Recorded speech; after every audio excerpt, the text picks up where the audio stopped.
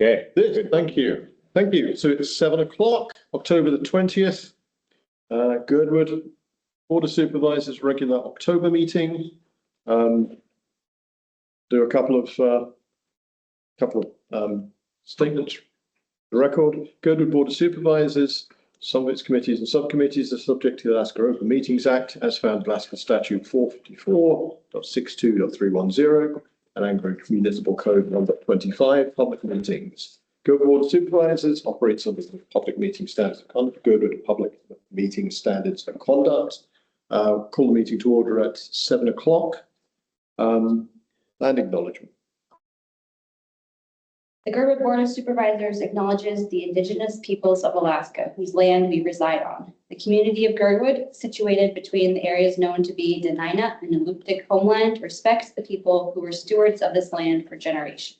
We commit to this continued stewardship of this land and are grateful to be a part of a wider community that seeks to maintain the sustainable use of Girdwood Valley for present and future. Thank you. Staff, could you do roll call, please? Yes. Brianna Sullivan. Present. Brian Burnett. Present. Jennifer Wingard. Present. Kelly Okonek. Please be excused. Mike Edgington. Here. Okay. Anyone can do disclosures now if they wish, or later on in the meeting. I am happy to go with the decision of the chair on this. I think you know that I have two potentials, and so I'm happy to do it when we get there on the agenda, or Let's do it. Get there on the agenda. Okay.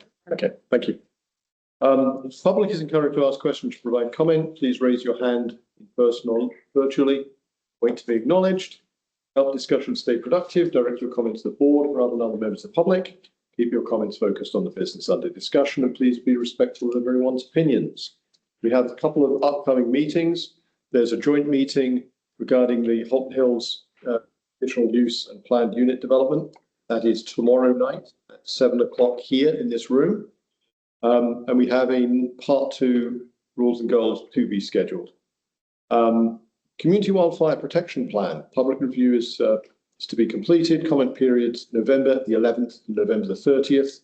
Town hall is scheduled for November 12th, USAC. And there is a planning case, registration of non-conforming lot. There'll be a non-public hearing, director's decision month. Information can be found on the link in the agenda. We'll start with agenda revisions and approval. It's a motion to approve tonight's agenda. Move to approve. Thank you. Can I get a second? Second. Thank you. Are there any amendments? I'm looking.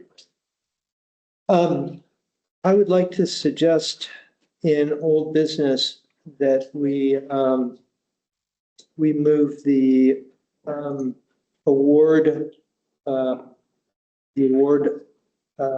item up to the top of the agenda for this evening. Right. Okay. I think we're supposed to do reconsiderations first for the business. So I would suggest, if you're comfortable with that, we move after item 6, but before item 7. Please, I'd appreciate that. Thank you. Okay, I need a little help. Yeah. Item number 16. Item number 16. Which is the GVSA non-profit grants, Okay. would be moved to immediately after item 6. Okay. That's the proposal. I need a second amendment. I'll second the amendment. Thank you. Any objection to the amendment? I don't have any objection per se, but I also noticed that we have Yale online in interest of respecting his time. I was interested in moving 11 and 12 forward, and I don't know how. I understand that would be a separate amendment, but I don't know if it's connected to this move we're about to make or not. Well, let's move 16 to nearly to the front, and then we can discuss where the others. And then discuss the other two. Okay, fine. So if there's no objection to that, we will move 16 to after 6. I think there's another amendment on the way, isn't there, Jennifer? Yes, I would like to move 11 and 12 up on the agenda too. Okay.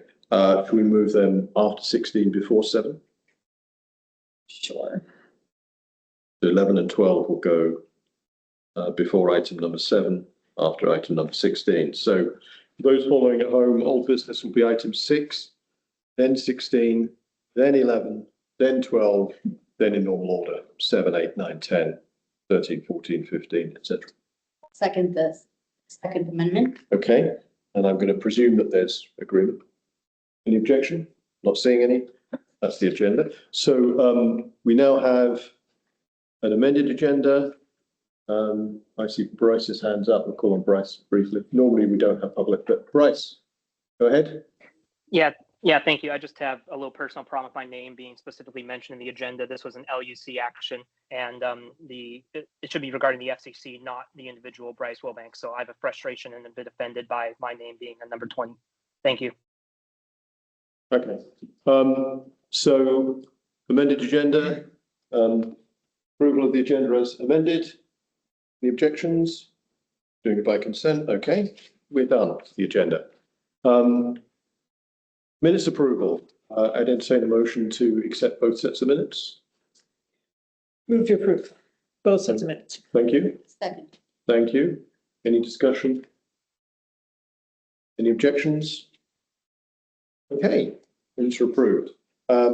Consent agenda item. Again, we'll do that by consent unless anyone wants to comment on the liquor licenses. Nope. Okay. So consider that a vote of approval for that low-no. Let's move into presentations. Legislative report. I think we have Representative Holland in the audience. Let's start, and then we'll go to Senator Giesel. She's online. Cheers.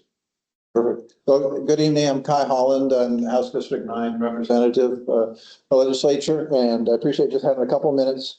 Obviously, you know, on everyone's mind is the storm, and we're trying to understand the response to the storm and the opportunities to help out, both with supplies as well as donations. And of course, from the legislative state side, we're going to also be trying to understand what's the both short-term support needed to help out the folks that are displaced and the communities, but what are we going to be doing about the longer-term restoration of those communities and the damage that's been done. So a lot that is not known at this point in time, but a lot of attention being put into trying to make sure we're helping the folks immediately, but also understanding the path ahead.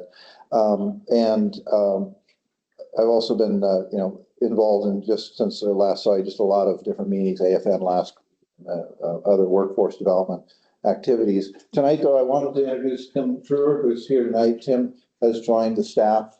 Tim is most recently from the Tech Hub program, has been working with a series of energy. And you want to say? It's okay. You're doing good. Anyway, Tim will be helping out with the energy related projects as well as the economic development work I'm doing. CAPSIS is starting to warm up in terms of projects. I expect Senator Giesel will have more to say about that, but just to acknowledge that that process is getting started. I've got the information from last time around. I'd be curious to work with you in terms of if we'll be taking forward the proposals from last year, if there's anything new coming up. And then continue to do some work on utility and energy related bills at this point. And the gas line caucus has started meeting in terms of talking about what the impact might be if that project were to go ahead. The focus I have is really just trying to make sure that if this project were to become a real project, as folks are saying that it might be, that the workforce issues, the opportunity for Alaskans, Alaskan businesses is not lost in the dust of something that happens so quickly that we miss those opportunities to do that. So I'll be following that as closely as I can. And then I think I shared some information about the mayor's grant and rural historical opportunities. So I thought that was an interesting opportunity because of the, I did our trail and some of the historical interests that I've followed along with Girdwood and Glacier City in the past there. So I'm happy to take any questions if you have any, but I also know you have a lot going on tonight. Thank you. Any questions for Representative Holland? Thanks so much. Thank you. Thank you. Senator Giesel, please go ahead. Thank you, Mr. Co-Chair. I'll be brief. I recently put out a survey related to the Seward Highway. As you know, DOT had been talking about making some changes, actually rather dramatic changes at Diamond and O'Malley. I know Girdwood folks drive into Anchorage, and so this would affect you too. They were pretty dramatic changes, sort of like the change they were wanting to make at Alyeska Highway. So I put out a survey. We've gotten over 200 responses, which I'll be putting in my newsletter coming forward. But interestingly, about 25% of the folks said, let's spend the money somewhere else. This doesn't need to be dramatically redesigned. And their main interest was pedestrian and bike safety. My big concern that I've been working on along with my profession is Medicaid. The cuts that have been made to that, it will be affecting, of course, all Alaskans. About a third of Alaskans are Medicaid beneficiaries. Those beneficiaries also commonly access the food stamp benefit as well. So we are looking at how to backfill that loss of revenue from the federal government, looking more closely at exactly what the impact will be. That sort of leads me to comment just on the subject of CAPSIS. CAPSIS is an abbreviation, CAPSIS, and I can't tell you what it's an acronym for, but it's basically where community members, mostly community councils, like Girdwood Board of Supervisors, Rabbit Creek Community Council, whatever, and the municipality of Anchorage put in their capital requests. I sincerely doubt that there is going to be much of a capital budget this coming year. So I know there are needs, but just to be realistic, I don't think there's going to be much of a budget for that this year. We're going to have quite a challenge. The price of a barrel of oil on Friday was under the $64 a barrel we need to balance the budget. And we're not even halfway through the year yet. So sorry about that bad news. But in any case, thanks very much for having the report. Happy to take any questions. Thank you. Any questions from the board? Amanda, go ahead. Hi, this is Amanda Thompson. I'm part of the Turnagain Community Council and also Girdwood. And I just heard you say that Girdwood Board of Supervisors was a community council, and that is not according to Muni Code. And just want a correction on that.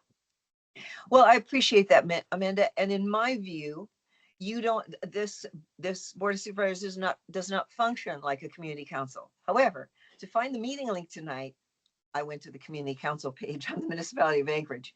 So that's my comment. I certainly respect the fact that Board of Supervisors is much more than a community council. Thank you. Thank you. Any other questions? Thank you very much, Senator. We'll move on to Assembly members. Is there anyone online? Keith or Zach? So seeing either of them. Okay, thank you. I think I saw Andy Holloman from the school board. Yes. Go ahead, Andy. You did. Thank you very much. In news that's been out for a while, we are moving ahead with right sizing again and looking at closing Lake Otis Elementary and Fire Lake Elementary in Eagle River as neighborhood schools and moving charter schools into those locations to continue to use them. There's a community meeting later this week. I suspect most people in Girdwood are not directly affected, but if you do want to be at the community meeting, I think it's Wednesday night, Thursday night, but the information is on the asdk12.org website. The thing that's got our full attention right at the moment is we are preparing to offer education to an undetermined number of students that have shown up from the villages that were impacted by the typhoon. We enrolled 65 additional students today, mostly at Lake Otis, Windler, East High School, some at the Yupik Immersion Program and the Alaska Native Charter.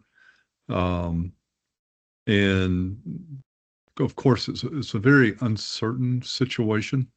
We don't know how long they're going to be housed at the Alaska Airlines Center. We know a lot of them really want to get back to their villages as soon as they can, but we also realize that for a fair number of them, that may not be possible until summertime. If you looked at the damage, you understand. So that is a difficult thing to work with, and it was just a time of limited resources. It does look like we may have some of the educators from those districts working in Anchorage where we'll actually provide classroom space to them. But I guess the short thing is just that the Anchorage School District is doing everything it can to assist right now with the state and with those districts so that kids do have a classroom to go to and can continue education while everything is sorted out in their villages. The last thing, and folks in Girdwood may have gotten this, under the Alaska Reads Act, if a teacher has not taken a specific kind of training in regards to reading, we're required to send a letter to the parents of those students. And rather than that letter just going to the few people, the parents of students of a few teachers that don't have that qualification, it went out to, I think, virtually every first, second, and third grade family.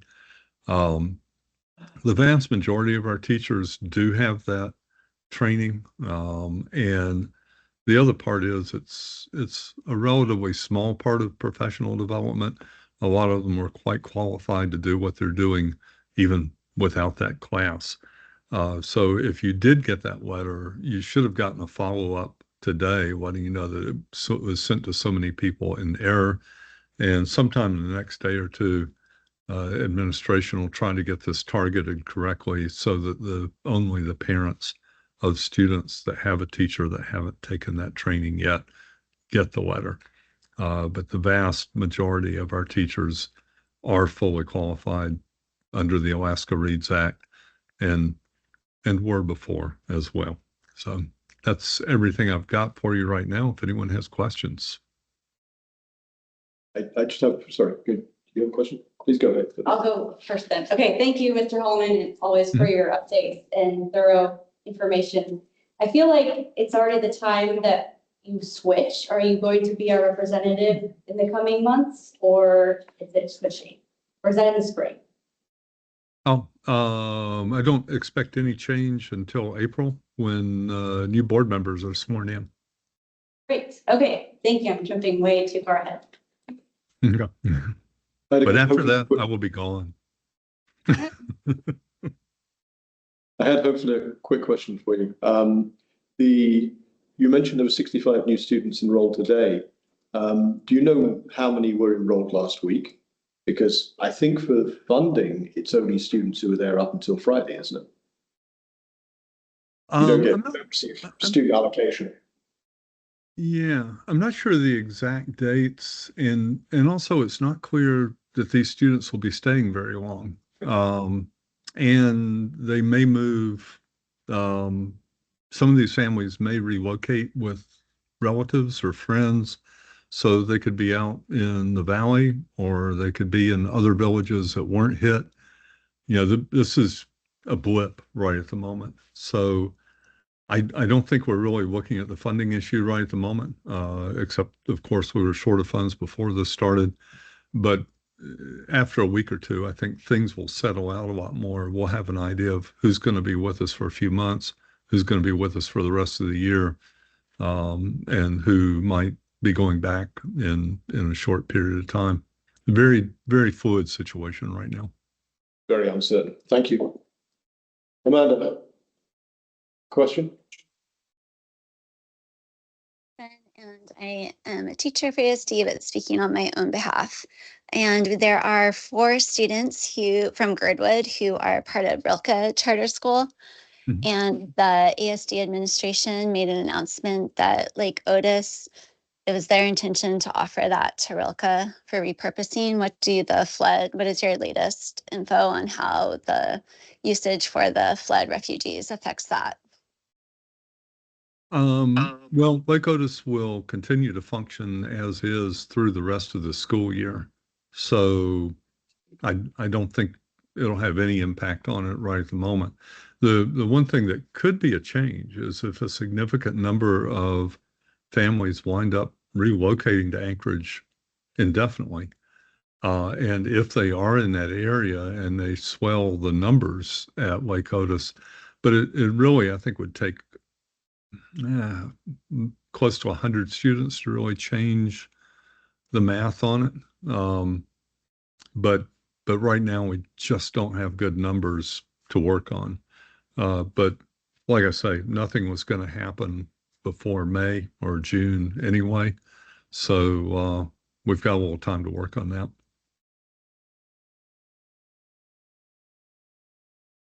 Thank you very much. Hmm. Thank you very much, and we look forward to seeing you again between now and then. Have a great meeting. Thank you. Thank you. Next on the list is the HLBAC report, HLB Advisory Commission. I didn't see anything. I can't remember. Was there? I don't know if there was a meeting last month. They canceled their, Brian could talk to it. Yeah. You don't have to give a report, Ryan, but could you just, was there a meeting last month or was it cancelled? Or is it this month? Thank you, Mr. Co-Chair. Ryan Yell with Heritage Land Bank. We did have a September meeting, but we did cancel this month's meeting. Thank you. Thank you for the clarification. Okay. Next supervisor reports. Go down the list, Jennifer.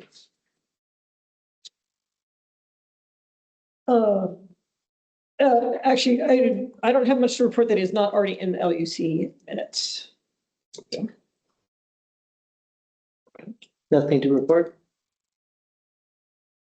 for the fire department, I would just embellish on what's in the agenda for the announcement on the community wildfire protection plan. That next meeting is November 12th on Wednesday. It's also going to be on YouTube from 6 to 8 p.m. if you want to join that way. That's it. Thank you. I'll just briefly say I mentioned it in passing at the beginning of the meeting indirectly. One of the things that changed is at the Anchorage code level is the way meetings are noticed. There's some changes to that. And one of the things that happened in there was there was a change in the way that the open meeting, or a change in interpretation, the way the Open Meetings Act and the code requirements on public meetings applies to committees within GBOS, or within Girdwood, I should say. So we're diving into the details of that. Some of it is fairly clear, but some of it isn't clear. So we'll dive into the details of that, hopefully get some updates next week at our municipal manager meeting. And that's coming along soon. So it might be you might see some changes at LUC in particular, because I think when only land use issues are being discussed, then we don't have to follow the Open Meetings Act and some of the other requirements in 1.25. May choose to, you don't have to. Okay, move on to item 3, committee updates to GBOS, 3 minutes each. Do we have any reports from committees? I see Crystal on. If you don't have a report, that's absolutely fine. I don't have a report. I'll just be listening in regarding the HLB items tonight. Okay, thank you. Standing reports, proposed Girdwood developments. There's the packet contains last month's table. This month we just updated a couple of things to reflect that there's a meeting tomorrow on the conditional use planned unit development for Holland Hills, and a few other changes. Is that available on the screen? Just so we can You'll have to flash it up in case. packet file. It's not in the packet. It will be in the minutes. Yes, it will be in the updated meeting packet. It is on the packet and page 3, right? That's the That's previous version from Oh, that's the September. old one. There's September's not October. Sorry, I wasn't even, they've been submitted changes There's a to that. lot I of didn't changes. even know. There's a lot of changes keep happening. Okay, sorry. Go to That's Have a sleep. Please go ahead. I just wanted to add for the N-Star gas line that's in the proposed development line. I've been asking Sterling at N-Star and another worker there, monthly for an update, and recently did hear an answer, and that was that there will be nothing taking place this year, but probably 2026. They're still working on permitting. That's all I have for that. Okay. We'll get some screen. So the ones in the beautiful beige are the updates from last month. Go through this really quickly. Whole Hills, again, mentioned at the meeting tomorrow.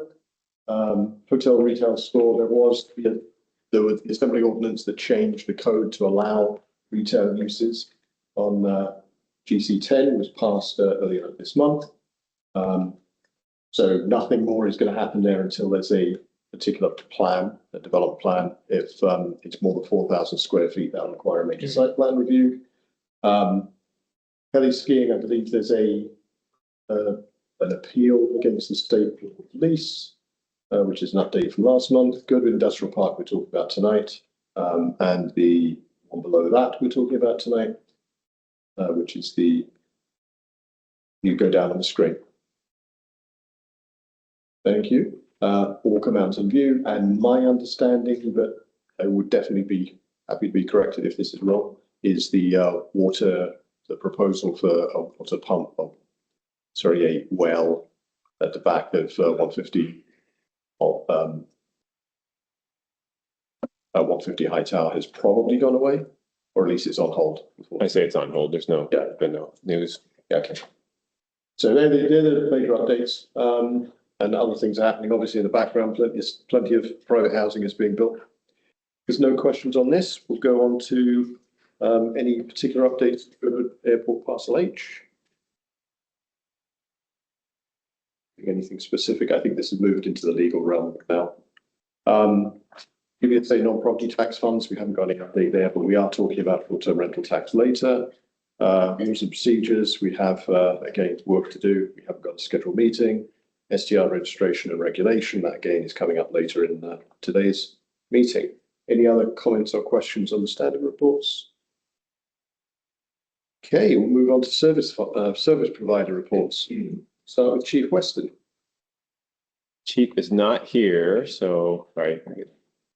It's here, but she does have a report in the packet tonight, and it is Lithium-ion battery safety month, and so there's good advice on how to deal with that.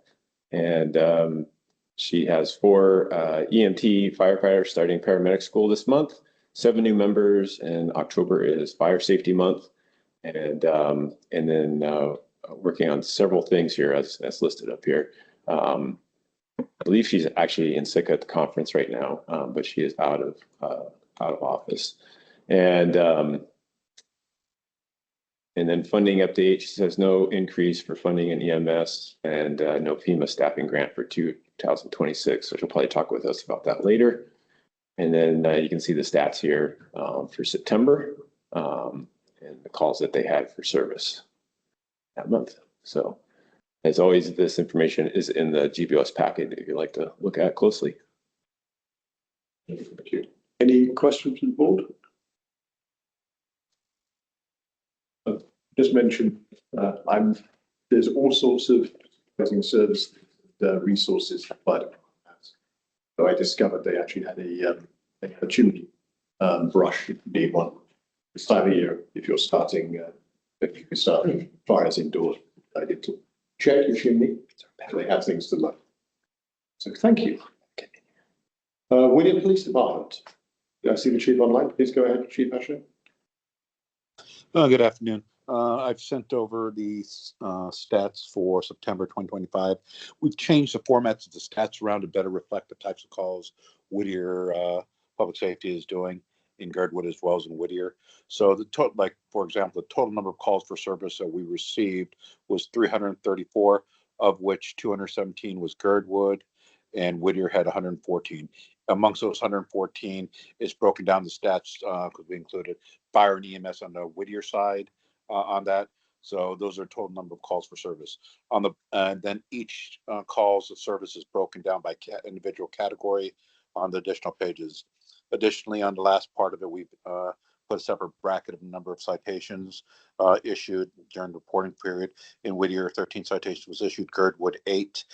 In the one category that's marked others 2, that's usually going to be on the Seward Highway for speeding and stuff like that. That's not directly in Girdwood or in Whittier. So with that, that's predominantly the stats for the month. Additionally, we want to report that Officer Jerry Harrod has been promoted to lieutenant.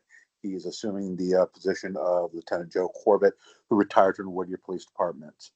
With that, currently we have 2 vacant police officers position. We anticipate one of the positions being filled within the next 2 weeks. The second position, we hopefully will get that filled in a reasonable amount of time.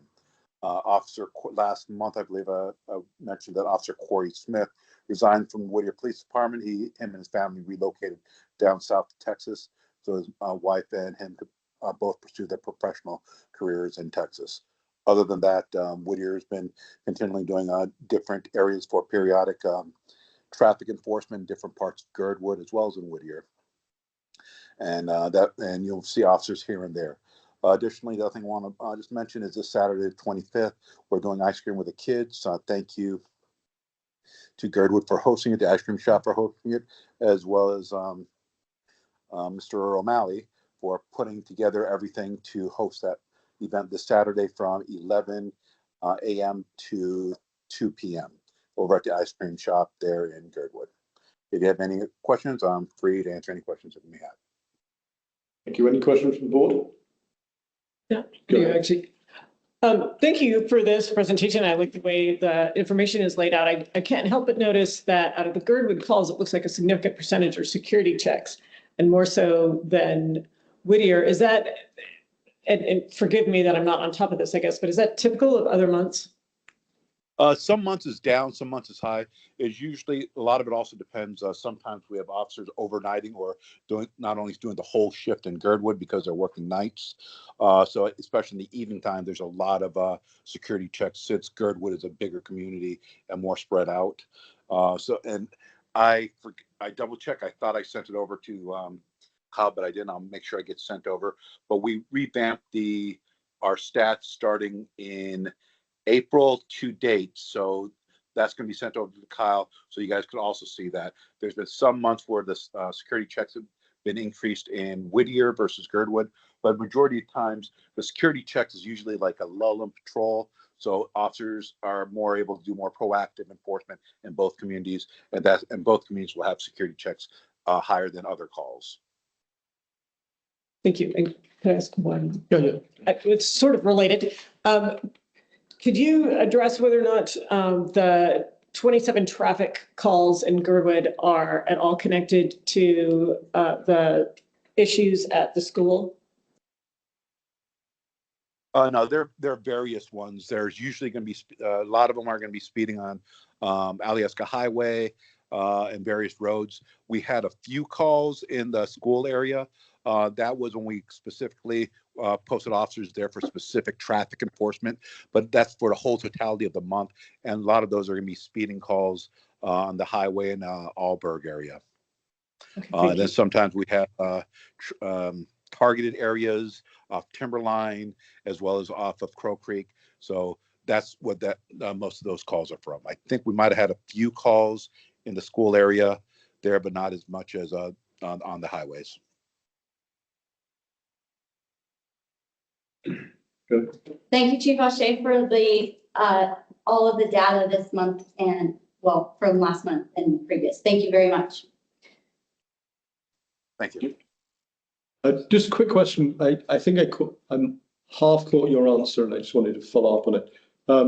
Did you say the security checks are proactive, or is it a combination of calls from the public and proactive action by officers? It's a combination of both. Majority of our security checks are going to be officer generated on businesses, different areas, different stuff. We occasionally will get requests from the public for security checks, but a majority of our security checks are officer generated. Okay, thank you. Any other questions? Okay, move on to Parks and Rec. Sure. With Parks and Rec, we are winding down the rec season and the park season out there and getting ready for winter. We've been still real active with getting quite a few things done. We want to give a big thanks to the Fungus Fair and the committee for putting together a great fair this year, even though the mushrooms weren't very plentiful that weekend. The next weekend they were quite plentiful. So, but they still pulled something off, and it was a nice weekend for the community. And then followed that by the Girdwood Nordic Club hosting the Girdwood Trails Marathon, and that has grown to 331 registered runners that covered pretty much all the Girdwood trails. So we do appreciate them being out there, and they've been large supporters of us on the trails and helping us with trail improvements to make their race even better through the year. Right now we are in the Girdwood Master Plan, Parks Master Plan, and that is moving along nicely. We've gotten through the first phase of public outreach, and then we will be meeting with the advisory committee on November 19th, and then with the public again on December 16th to give different concepts to see what the community thinks for park improvements and looking at the individual parks throughout Girdwood, and also looking at possible future park lands that aren't parks right now. So we'll continue with that process. So look for a large public meeting on December 16th here in this room, tentatively at this point. And then our summer park caretakers, Luke and John, have wrapped up for the season. They did a tremendous job for us all over, doing all kinds of parks and trail projects throughout the season for 6 months. And we really, really appreciate all the efforts they put in. We miss them already because they take care of all the things that we don't have time for. So now we're back to picking up. So Margaret and I will be back to pulling garbage and dealing with quite a bit of the field work. So if you see anything out there, let us know, and we'll try to take care of it as well. And a big thank you to Margaret for taking care of our perennial gardens and plants this year. The flowers were wonderful this year and lasted into the warm fall. So we appreciate all the hard work she put in that with the community to get that planted this year and taken care of. With trails, we are keeping up with, we have a great volunteer in Paul Cruz, and he goes out there with a backpack blower and blows off the leaves off the trails. We appreciate his efforts, and it does actually make a big difference for when the winter comes and in the spring, the trails are in better shape and they dry out faster, and trying to deal with those mud holes.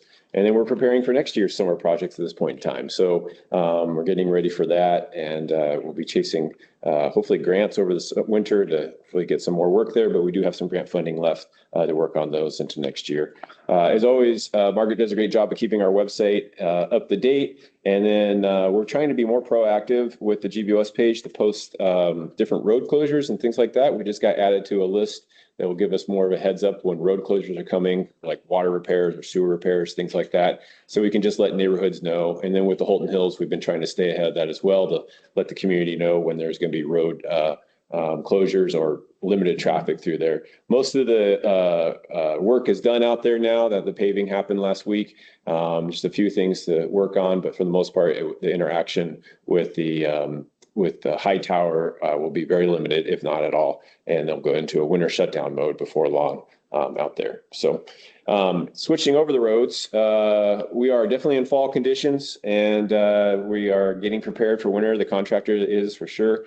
We brought in 1,000 tons of winter sanding chips a few weeks ago, and that has been delivered, stacked and tarped in preparation for the winter. The contractor is preparing winter equipment for winter sanding and snow removal operations.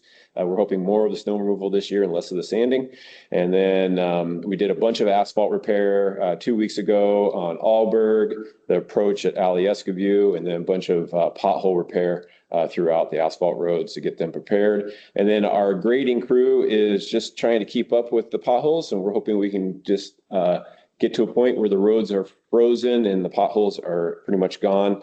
So we're kind of chasing that freezing temperature and trying to get ahead of it so that the roads will freeze up and hopefully freeze up for good this year, and we don't have to do any winter grading like we did last year of dirt. So we're looking forward to that. The Rouen Road Fish Passage Culvert Replacement Project. We just finished drafting the request for proposal, the RFP that we are going to send out. We have it to our contractor at Jacobs right now, who's going to help us to make sure it complies with all the EPA requirements. So they're reviewing it, and then when it looks good, we're going to probably put something out on the street to get a design firm on to design the new box culvert that will go in down there. And so that is a tricky area. There's a main sewer trunk that runs through there. If you remember from the damage we had back a few Halloweens ago, And so we have to design a box culvert that works still for fish passage, also keeps up with the amount of flow that needs to go through it and protect the sewer line there. So that'll be a tricky design, but we're well ahead of the whole thing. We've already completed the whole survey on the area, so that will be a big help to get started on design.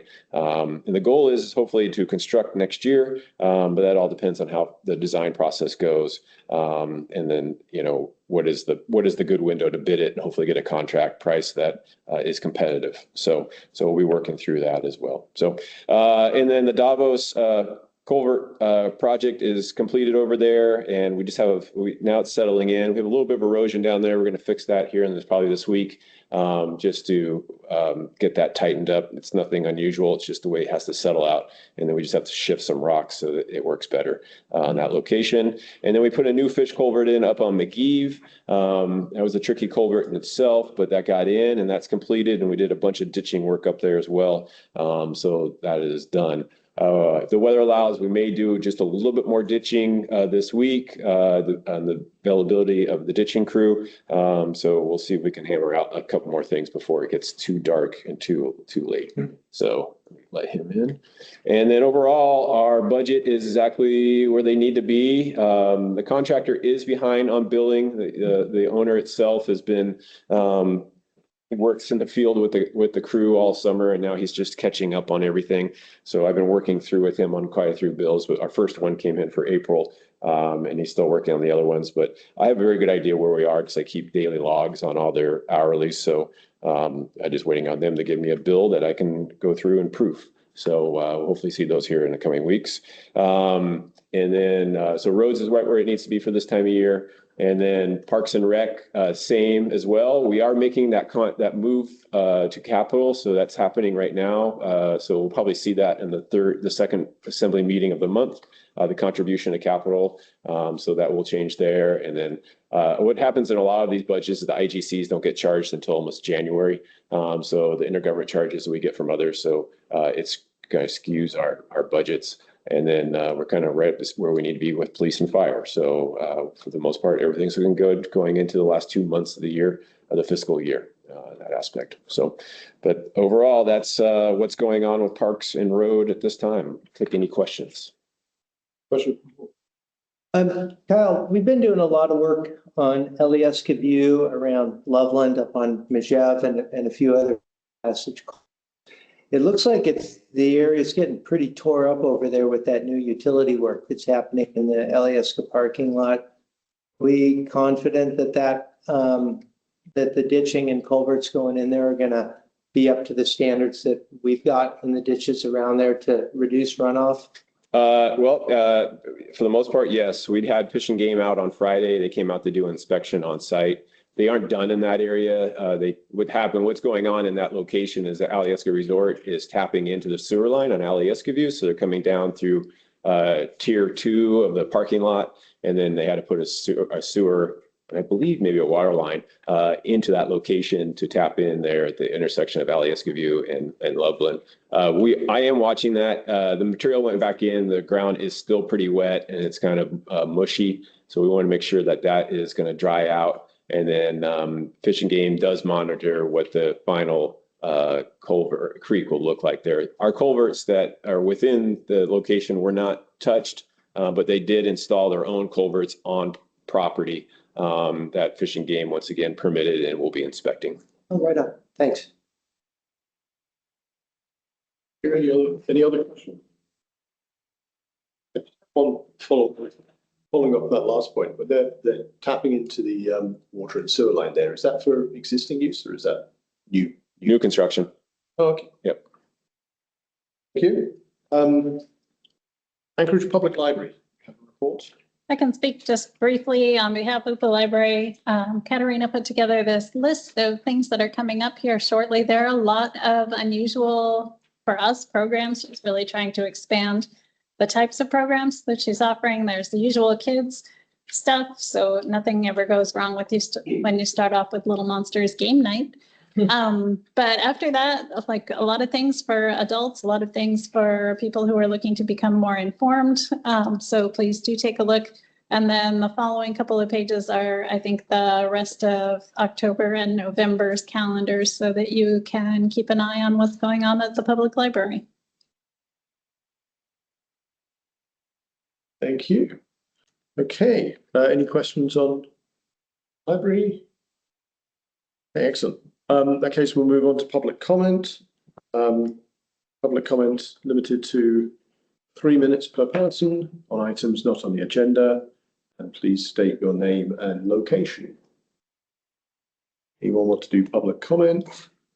Seeing anyone in the room, not seeing anyone online. Okay, in that case, we'll move on to old business. Got a hand up. Sorry? Oh, Amanda. Go ahead, Amanda.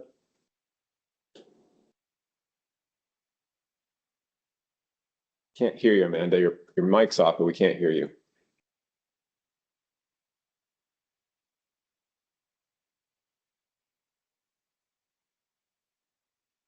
Still can't hear you.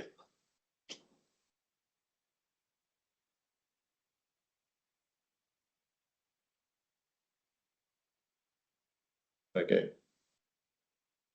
We saw you go onto mute and come off mute, but we still can't hear anything. Okay. Sorry, is that any better? Oh, there we go. Good. We can hear you. Is that okay? All right, thank you so much. And just regarding the FCC item this week, the past couple of weeks has just been really confusing. This whole process. Sorry to interrupt you. Is this is an item on the agenda, or is this something else? Yes, you added it on Friday. Okay. Right. So generally that we would address that when we get to the agenda item. If you're unable to be here for that, then you can. It's fine if you go ahead, though. So we are not on general public comment. We're just on item by item public comment. Sorry, I couldn't understand what you said. Could you repeat that? Yes, I'm just wondering for the general public comment period, when there's agenda item public comment. Right. When will that be? What we generally do here, Amanda, is we allow public comment at pretty much every item if it's on that topic. And then public comment is normally reserved for items which are not on the agenda. Oh, However, I understand. if you're not going to be here because I know the item you want to talk to is at the very end. If you're able to be here, then I think it's fine if you go ahead now. But if you're staying for that item, then we'd prefer you make the comment then. Yeah, I'll stay for the item. Thank you. Okay, thank you. Okay, so now we'll move on to old business, item number 6. This is a reconsideration of GBS Resolution 2025-13, which was the draft AO to increase the Girdwood participation in HLB Advisory Commission. So we have that. Can't remember if that's in the packet or. It's a supplemental page. Excellent. It's in there, Okay. yeah. But sorry about that. When I was having some trouble with the printer when I was copying today. So this one I had to slip in after the fact. Okay.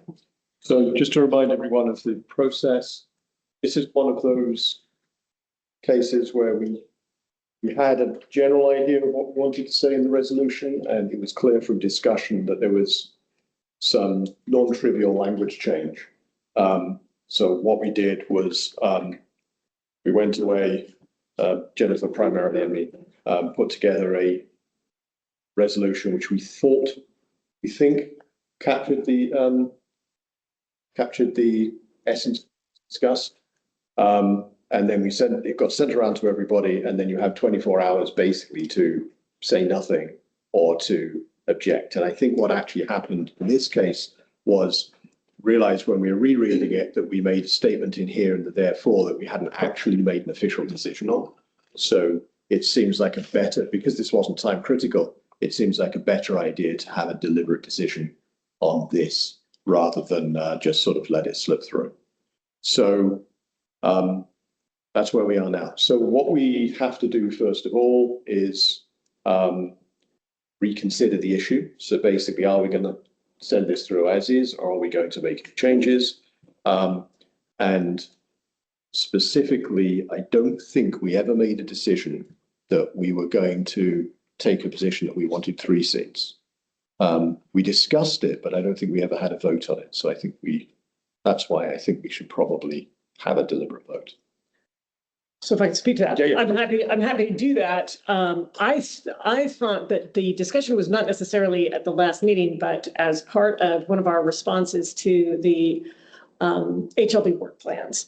But I got lost in poor Margaret. I've been bombarded, digging into historical records all this last week for a number of things. And this was one of them. And I could not track down every single one of our response. And part of it is because some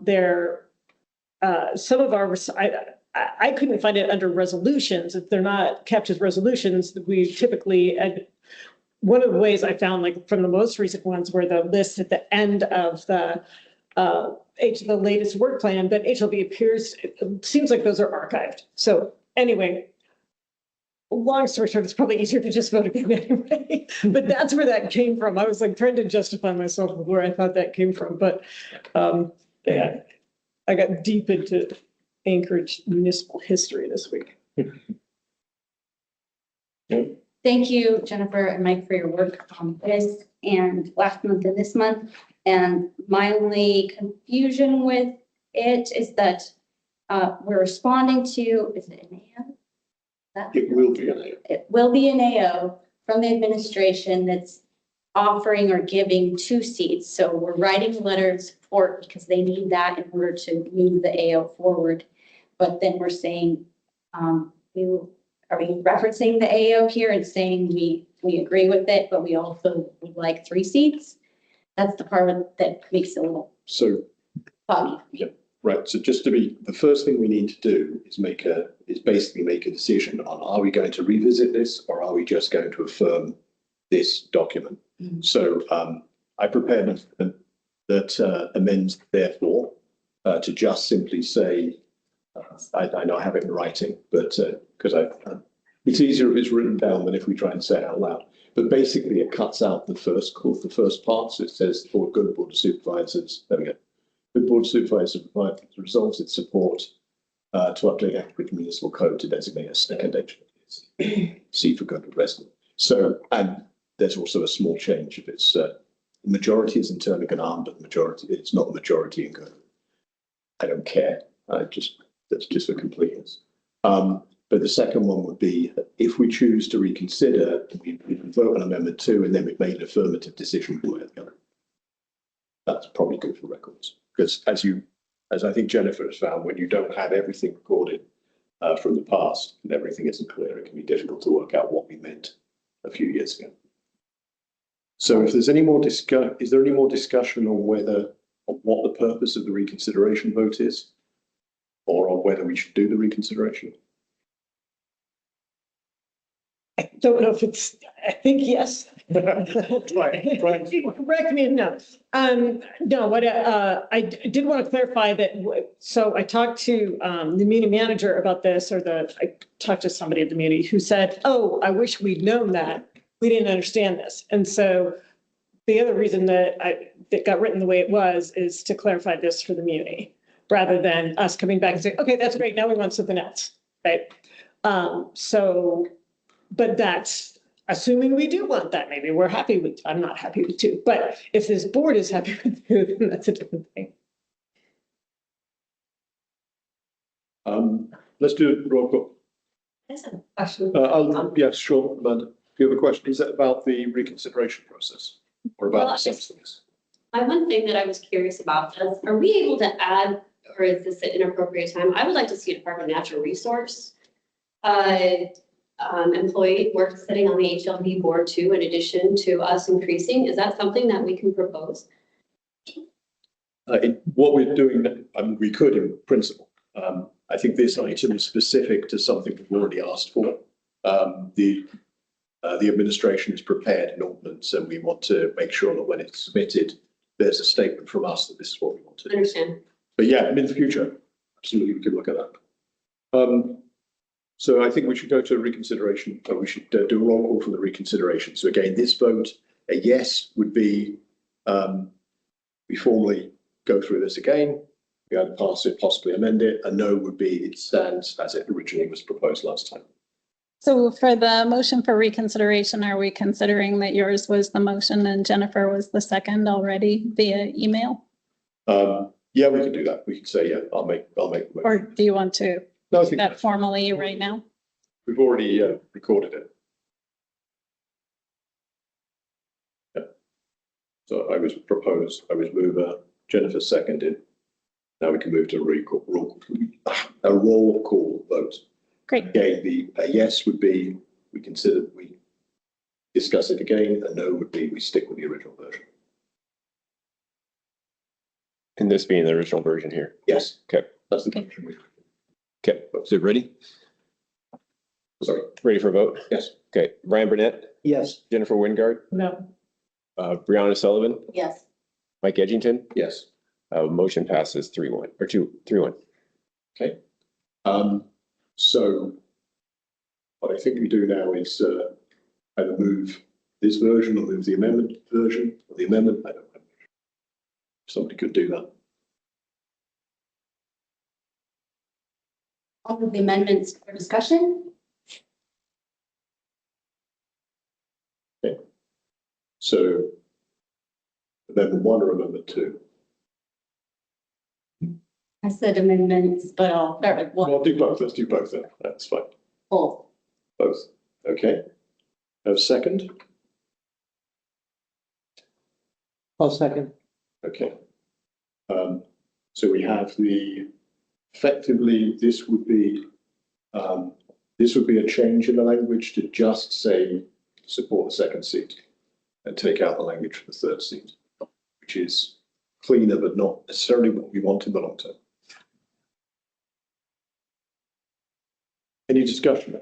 Yeah, real quickly, are we talking, so we're not talking about the part about almost half, we're only talking about I think we're amendment. talking about both. We're talking about both. Yeah, both. Okay, I would just propose something a little different on that, if I can remember the amendment. I just saw this language in the draft that I was reviewing today. HLB says in their draft, they call it about half of HLB. Perfect. So how about that? Instead of almost half, just about We'll half. just Friendly amendment. we'll, Clear? we'll spell almost as ABO. Okay, thank you. Thanks, Jennifer. That's better language. I'll assume that you're okay with that. I am. Just move for a second. Okay. So, so what we have in front of us then is to change the language to about half rather than majority. And then strike out the middle section if we're therefore. So that's what's currently in front of us. Any further discussion? I quickly would just say that I'm full support of the language that's written in the amendments and also not opposed to the third seat, but concerned that if we ask for that and we don't get it, they already have the AO with the second seat for the time being, but we'd also have to change the title because it says designating at least 3 Heritage Land Bank seats. So I guess maybe that goes without saying. So I realize that it's a small step, but it's a step from last year that we all asked for. Okay. And they responded pretty quickly. And I just, I want to add that I recall on our deliberation that, you know, we don't want to get stuck with just 2 if we happen to find 3 or even 4 people in the community that one comes forward, somebody in the community that works for the Department of Natural Resources, let's say, and would like to see Heritage Land Bank be open to reviewing and possibly approving any application for a Girdwood resident within their, you know, to fill vacant spots. One last comment, just to piggyback on what Brian just said. We've had 2 members from Girdwood represented before because there were vacancies, but now this is a designated seat for anyone who doesn't know that, but most of you probably do. So that goes without saying that a third person could apply. Yeah. And we could keep on top of our community of who is applying, like some of you have. I was thinking about the thing of whether we should push for 3 or not. And one thought that occurred to me is if we do that, I think there might be an argument for saying 3 residents of Turnagain Arm, because a majority of the land is in Turnagain Arm, and then have at least 2 for Girdwood. The language at the moment in the ordinance is a little vague. It says Girdwood area, so it's not entirely clear if it means anyone in Turnagain Arm or just Girdwood itself. But we could potentially nuance that in the future. Just a small point of correction. The exact sentence is about half of the HLB inventory is forested lands in the Girdwood Valley. Right, yes, what I'm saying is we know the majority of the land, over half, is within Turnagain Arm. It's about 60% is within Turnagain Arm. Okay. So then I'm just saying if we wanted to make a case in the future for a 3rd seat, it might make sense to say there should be 3 seats from the whole of the Turnagain Arm area, at least 2 of which are from Girdwood. That way you at least open up the possibility of having a, designating someone from Indian Hill because they have a bunch of land as well. Anyway, that's a final side. We have this in front of us. Any more discussion for the board? No? I saw Bryce briefly appear and then disappear. I'll give you a quick opportunity. Bryce, did you want to say something? Yeah, thank you, Chair. Yeah, through the chair, just I can say with confidence 75% of the land south of Anchorage, or sorry, 75% of HLB's inventory is south of Anchorage. And, that would almost warrant 4 seats for the Turnagain Arm area. So thank you. Thank you. I'm sure Ryan can give us probably the number of acres when we get to his thing in a minute. Okay, if there's no more discussion, we'll do a roll call on the effectively amended resolution. So a yes on this will pass the language as amended, and a no on this will maintain the original language. Brian Burnett, Yes. Jennifer Wingard, No. Brianna Sullivan, Yes. Mike Edgington. Yes. Motion passes 3-1. Thank you. Okay, done. Now we have, thank you everyone. Now we have item 16, vote on amounts for GBSA non-profit funding. I'll hand this over to staff to manage the process for us. Sure. Do I need to pull up the? In there, the 2026 grant awards file, I think is the one you're looking for. Then in the packet or? It is in the packet, it's an Excel file. There, from the bottom. So as you know, we had grant applications. And if you want to remind yourself a little bit more about this, if you go to the Parks and Rec report, there's a list of the grantees or those who have applied. We have some groups that have applied for many years and that have been hard funded in the past. And so those are Challenge Alaska, Four Valleys Community School, Little Bears Playhouse, and Glacier Valley Transit. And so those take up the amount of funding that they have that has already been budgeted for, but they do go through the application cycle and you do need to complete your evaluations of them. The remaining are Girdwood Art Institute, Girdwood Community Club, and TAMS. And, oh, did I lie? Challenge Alaska maybe is not, I'm sorry, Challenge is not hard. Glacier Valley Transit. Yeah. So anyway, we have the remaining 4 that are competitive grants for the remaining funding of $22,500 that you have set aside in the 2026 budget.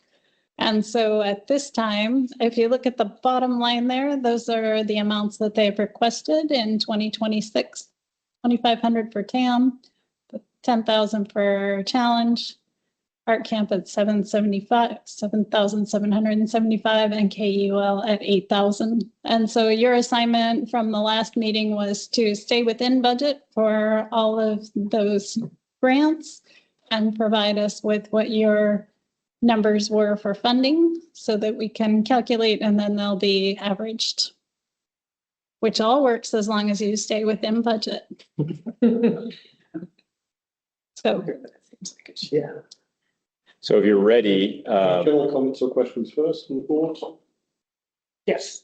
So this is where I just want to, I mentioned this potential conflict of interest before, and I've already mentioned it also to my co-chair, but we have ruled in the past that if we had volunteered for organizations, that wouldn't necessarily be a conflict. But in my case, there is a potential financial, which is that FAMS gave my son a grant just out of the clear blue for 500. And it was in recognition of his volunteer work for the organization, because he's been leading 4As for, I don't know, 7 or 8 years for them. But it was financial. So with the permission of the chair, I could run through these questions and provide brief answers if you'd like, or not. I think I understand it. I mean, you're Okay. welcome to. No, whatever you're comfortable with. I'm familiar with the situation. Okay. Because we did have a brief discussion, and my rule would be that this is not a substantial conflict of interest. Okay. You're comfortable with that? I am comfortable with that. Again, if anyone wants to, you're welcome to go through a bigger process if you would like to. Okay. There's no further questions, then I think we're going to go through one at a time and produce some numbers. sure. You can see the order up here. So if you could start with TAM first and then head down towards KUL, that would be great. I'll start with you, Mike. Okay. I have 2,000 for terms, 7,000 for challenge, 7,000 for art camp, and 6,500 for KUL. Okay. Brianna? 2,500 for TAM, 7,400 for challenge, art camp 7,000, and KUL 5,600. We don't have Kelly, so we'll get that later. Brian? Okay, I forgot to bring my workbook with me, so Margaret, I owe you a copy of that. So let's see, with a score of 62, 2,500 TAMs. With a score of 62, $6,000 to challenge. Let's see, score of 57, arts camp 6,000. And with a score of 70, Girdwood Community Club KUL. Oh, I'm sorry, it's 8,000. 8,000. Let me just make a correction.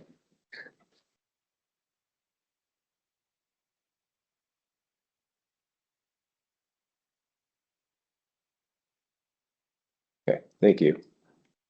Jennifer. Okay, so for TAMs, I have 2,025. Oh, 25, excuse me. Yeah. 2025, is that right? Mhm. Okay. For challenge, 8925. 8925. Okay. Oh, what's next? Art camp? Yep. 6,650.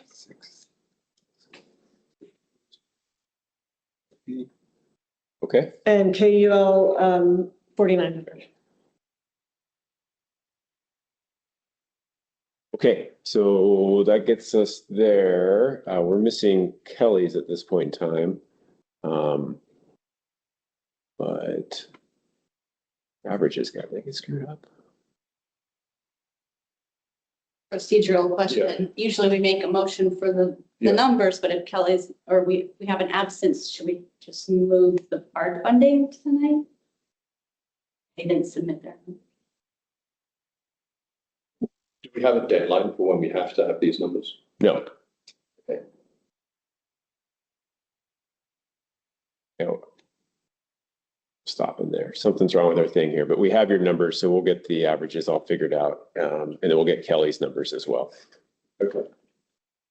So in that case, what I think I will, sorry, did you have? I was going to recommend that you wait and vote on all of them at another time, because we end up using these minutes in order to justify the grant paperwork as it goes through the muni, and we can just make this simpler. And that would be nice. I don't know when Kelly's next available, but we could potentially add this to the very end of our municipal manager meeting next week, because it should be a very simple process. If she's back in time, I don't recall. Yep. I will check, and then we might add it to that. It would just be nice, I think, to get the numbers to the non-profits sooner rather than later. We don't have to wait for one. Okay. We can maybe get Kelly's numbers in advance if she can attend. Okay. Ask her to give them to us. Okay. If you can't do it for this item, sorry, we don't have the final magic numbers. But thank you very much I watched the presentations. Thank you very much for all the work that goes into those. It's actually one of the most fun meetings because we just see all the range of different things that go on in the development. Thank you. Okay, if there's no more discussion on that item, we will move to item number 11, which is agenda item received 250906.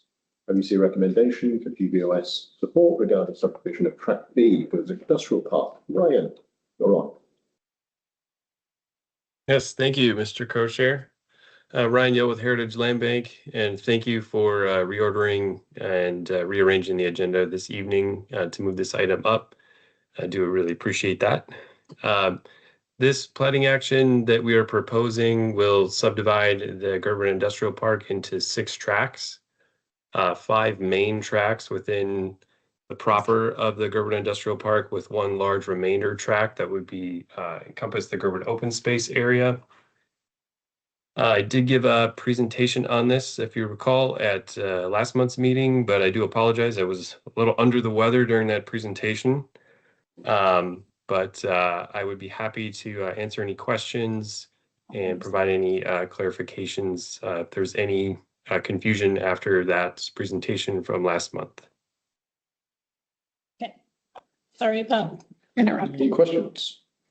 This is not so much a question, but Ryan, very kind of you not to mention my mistake, but I did make a mistake in referring to the tracks in the old way. So I just have a clerical change that Ryan sent to me by email, that the proposed tracks are now B1 through B6, and that the GBSA would have use of track B5. So I can get with staff to make sure we say that correctly, but anyway, that's a clerical change throughout where I'm referring to lot A, C, B, or C. Does that make sense? But it's the same locations as we've described when you point to the map, but the names have changed. Right. Yes. Understood.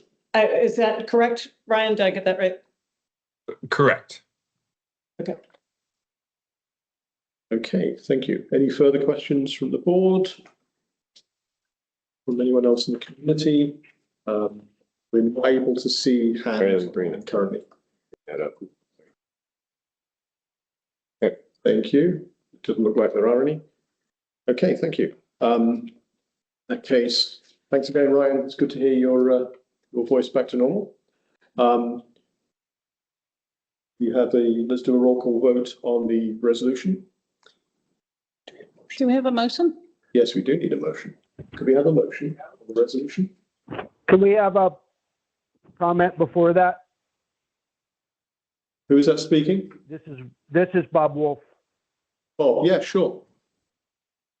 Yeah, I Go ahead, didn't Bob. know you were jumping around agenda items because I was hoping to bring this up on agenda item number 10, where the site-specific land use study before you do any development, because I don't agree with the way the Girdwood Industrial Park has been developed or is looking at getting developed. And I know the land use committee is looking at just trying to get a workable option, but the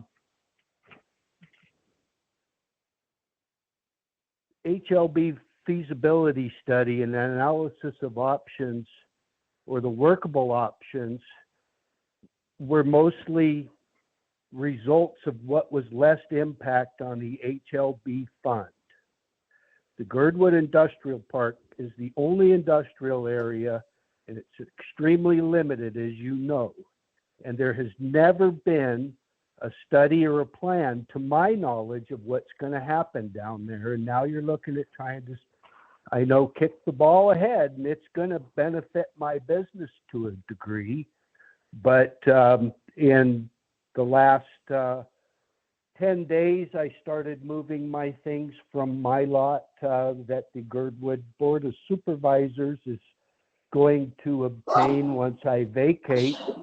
And the land of which the lot I am moving to is substandard, and I will not be able to move my sand pile to that lot this winter, or my Connex, because that lot needs grading. It needs gravel cap before any kind of activity can really reasonably go on there. And now we're trying to just kick the things going, but we really don't know what's going to happen to that land. And I'd kind of like to know if HLB is going to cap that lot. Are they expecting me to cap that lot? I personally made the lot that the Girdwood Board of Supervisors is going to obtain once I vacate. I've spent 10 years grading it year after year, filling it with an adequate gravel cap so that I'm not wallowing in a mud hole.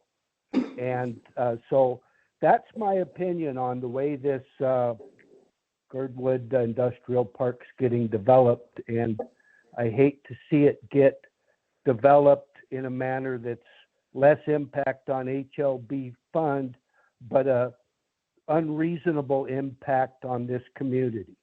Thank you. Thank you, Bob. I'll give Ryan an opportunity to respond if you have anything to add to that. Ryan.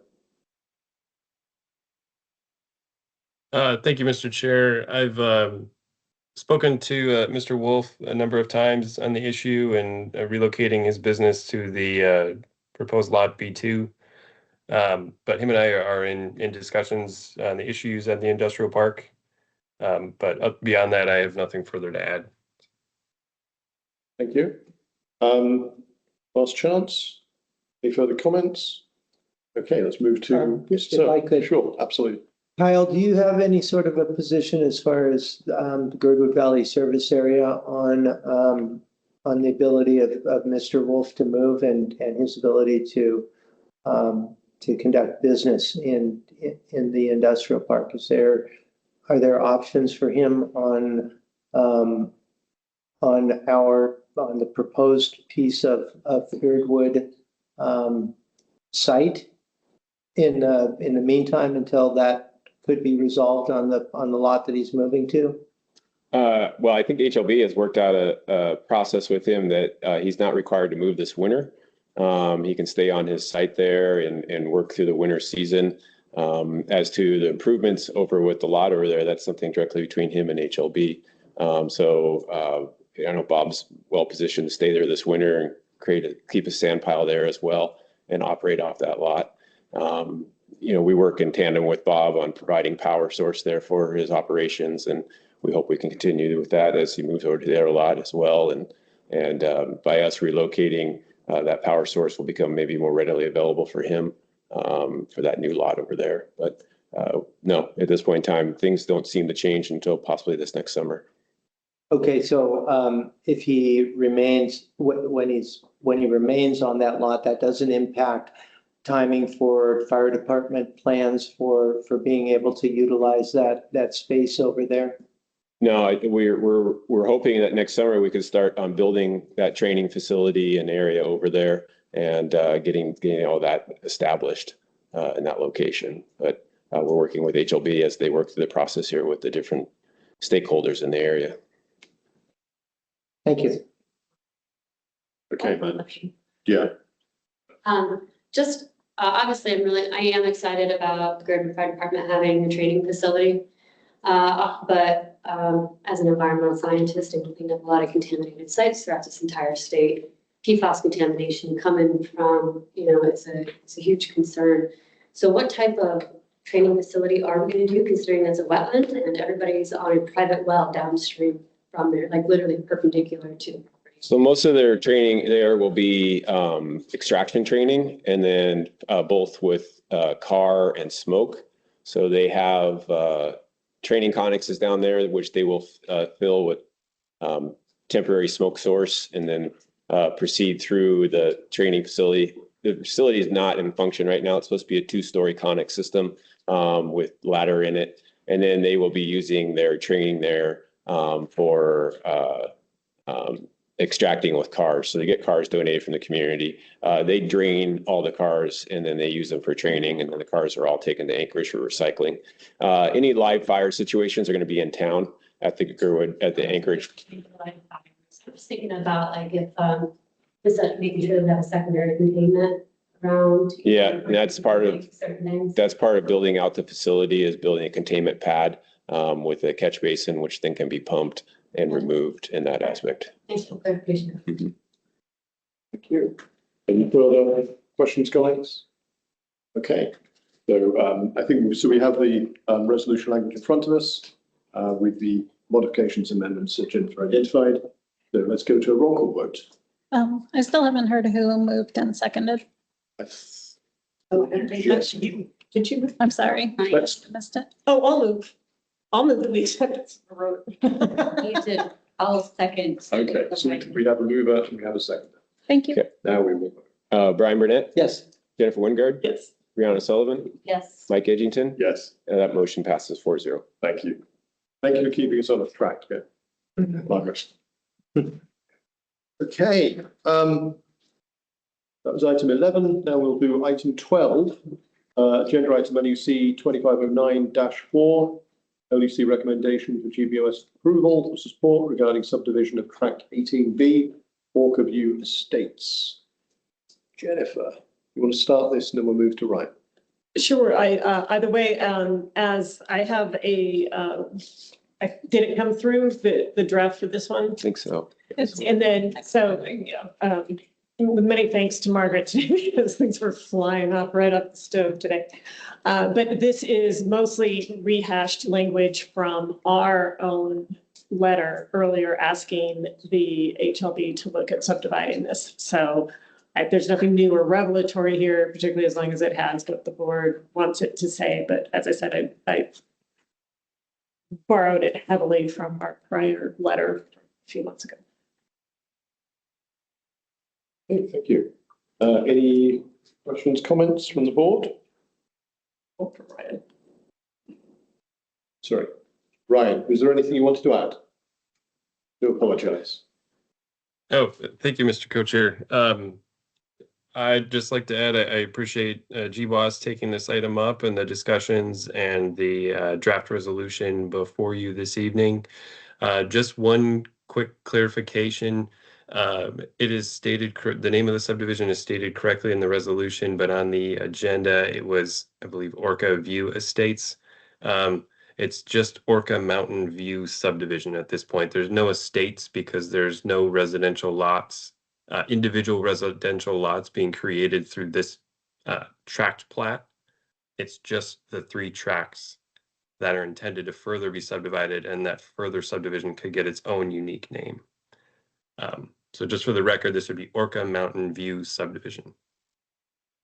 Okay. So the third whereas needs to be altered. Okay.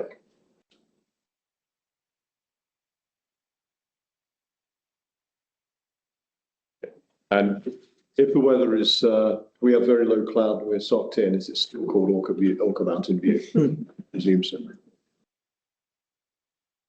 Go ahead. I can move this resolution. Okay. Yeah. I'll second. Moved, seconded. Any further discussion by the board? Any further comments by the community? Okay, not seeing any. Let's move to a vote. Brian Burnett, Yes. Jennifer Wingard, Yes. Brianna Sullivan, Yes. Mike Edgington. Yes. Motion passes 4-0. Thank you very much. Thank you, Ryan, attendance tonight, and thank you to HLB for moving this. And this is first step on a very long journey, I think. Okay, excellent. Now we're going to jump back to item number 7. The short-term rental tax proposal and GBSA bed tax allocation, negative impacts of short-term rentals. So I'll start on this. and I'll hand over to you, Jennifer, and then we can become more general. So we have an item, there's an item which is up for public hearings. Sorry. Quick point of order. Yeah. I think this is the one where I have to declare. Okay, please go ahead. So in the past, I've disclosed that I have had a STR in Anchorage, and we have ruled that it hasn't affected my votes for STRs in Girdwood, but this is because this proposal does actually affect the business that is still being run there. So in this case, I would say that I do have a financial interest. So do you want to hand that over and I'll ask you Sure, questions? sure. So then we can go through that. I think that makes sense. Sure. To go through the disclosure process. Okay, please provide a detailed description of the interest. So out of a triplex, one unit is periodically used for short-term rental. Okay, is the interest financial or personal? It's financial. The interest is financial. What's the size of the interest? Approximately. 5% of everything I make, which varies widely. Okay. Who holds the interest? I do. Okay. When did the interest arise? It's been years, but it doesn't really come into play unless this passes. Okay. How does the matter before the body impact the interest? Specifically, is your interest a substantial part of the matter under consideration? Does it directly vary with the outcome of the official action or the impact on your interest? And is the impact of the interest immediate or conjectural? So I don't actually know if GBOS's opinions one way or the other are going to have any impact on this. But just bluntly, my personal feeling is I would be happy to be excused from this. Can I skip to the chase on that? Yeah. So that was the next question. Do you believe your interest prevents you from placing the public interest of the official action above your private interest? No, I think I could manage, but I would prefer not to be put in the position. Okay. In that case, although we don't have to follow that recommendation, I think based on the way we've ruled on this in the past, I think it would be consistent with our prior rulings to allow you to be recused for this item. Okay. Any other questions? Okay, so you could be recused for this item. In that case, I won't hand over to you to do the presentation. Yeah, so we have, I may ask, since you're a land use supervisor, I may ask for some clarification on the land use because I couldn't completely follow. So just to clarify where we are, there are two ordinances coming in front of the Assembly in the next few weeks. One is tomorrow, which is a proposed 5% short-term rental tax. That I think was the one that was on the screen. So what this would do is put a question on the ballot in April about whether the voters of Anchorage approve a 5% tax for short-term rentals only, not for hotels and other accommodations. And that money would be dedicated to several purposes, including housing, to develop affordable low-cost housing. There is also an amendment to that ordinance, which I know the sponsors are sympathetic to and support, which is the amendment from Member Johnson, which is basically says that the money raised by short-term rental taxes would be ring-fenced in the Anchorage Bowl, communities north of Anchorage, so Eagle River, Chugett, Birchwood, Eagles Creek, etc., and communities south of Anchorage, which would be Girdwood, Turning and Arm, and the money raised in those areas would be spent in those areas on housing. So I know one of the concerns that's been discussed at GHEC and other places is that if you just raise money from short-term rentals, we're probably 20 odd % maybe in Girdwood. The revenue for short-term rentals comes from Girdwood, but we're only 1% of the population. So we could be in a situation where all the money is being raised here, the impacts are here, but the housing benefits are provided somewhere completely different. So that's where that stands. There's also an amendment I know which will be moved to exclude. Other things might also come up tomorrow. This doesn't enact a tax. This puts a tax on the ballot. There is a separate proposal for a basic registration only scheme for short-term rentals. And that we haven't got an ordinance on, and I think we could discuss it, although, sorry, we haven't got a draft resolution on. We could still discuss it tonight, though, if that would be valuable.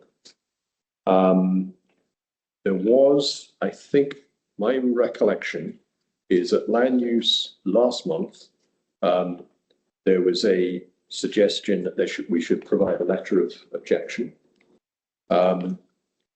Then at land use this month, this week, there was no motion to vote on letter of objection. And I'm not sure whether that means that land use doesn't have an opinion or whether they just don't want to express the opinion before the public hearing tomorrow. So the letter of objection, do we have it? Yeah. And So, if I may, now Brian was at this meeting too, so I have the conflict of interest. So I've got and we can also check with the minutes, but I remembered a vote happening 2 months ago, which is why I didn't vote on it again. And I specifically asked this question a number of times. How do we feel if it does, what's our opinion about the tax in general? And what is our opinion if the 5% tax comes to Girdwood? And really pushed LUC to give me a specific answer to that question. That's how I remember.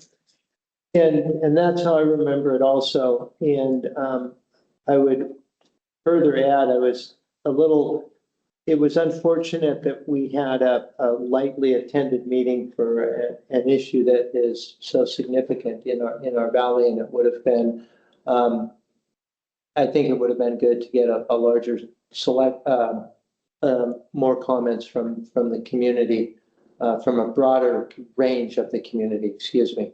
And, but I recall that the meeting didn't go to vote because it just basically had already been voted on, and it just moves now to our desk here to consider and move forward. So I'm confused about that as well. So the original vote was on the proposal of 5% tax. No geographic fencing, is that correct? Correct. Right. Yeah, because there had been, while there was discussion during that meeting about the geographic targeting, there was no reason to believe that it was going to get added to that it was going to be included. Okay. So we don't have a motion yet. But I see the letter of objection language here in our packet.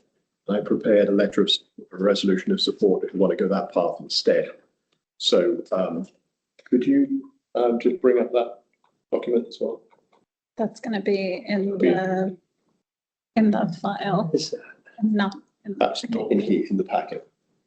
So, So this is an item that Mike provided just a little bit ago. So scroll down, I think, to the very bottom. I think it's number 7. Yep. One more down. It's just the next part of that. there we go. So what I would suggest is I think the paths we have here is to say nothing and wait. To start with one of these two documents, the letter of objection or the resolution of support. The resolution of support basically is only if there's ring fencing. So only if revenue raised for short-term rentals operating Girdwood area is dedicated to community housing in Girdwood area. About half the language is the same in both of these. So I'm going to leave it up to the body, for anyone on the body to either propose this for a month, don't have any official position, or we start, you can move either of these documents.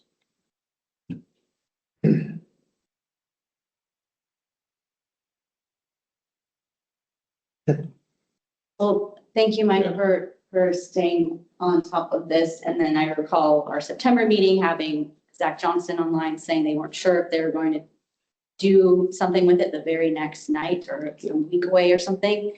So I feel like because our community is so severely impacted by this and we've been paying attention, or many of our community has, that we should say something in case they pass something tomorrow with amendments in mind. And I think the Assembly knows how Girdwood feels. So this would reiterate how we can support our community through this.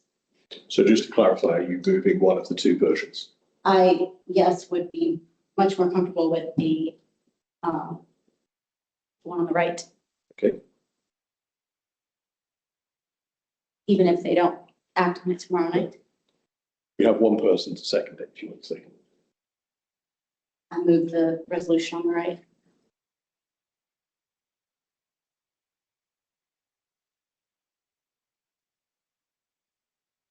I will second it so that we can have discussion on it.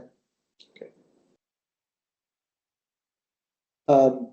You know, it seems like so much of what we do is trying to mitigate what the Assembly does for us here in Girdwood. And being in front of issues is no guarantee on how they come out and how they affect Girdwood, positive or negative. But being in front of an issue, I think, is the place to be. And the resolution of support puts us in that position when the amendments are made that that support registration and funds being geographically targeted. It's two different. It's two different ordinances, if you will. If it's not geographically targeted, it's a for me it's a big no. And if it is geographically targeted, I would be somewhat in favor of it. Thank you for your comments, and I agree with the last one exceptionally because that is reason we would support it is geographically beneficial. And Johnson understands that, and they had a work session last week where they specifically brought up Girdwood, the sponsors of this, and I couldn't really read the room in the work session, so it's up to the body tomorrow night to decide and probably add more amendments because they sound like maybe most of them think it's too high tax overall, but they had some sightings of different places in the country with similar tax. So I think it doesn't keep us ahead of the discussion, like you said. I don't have anything further.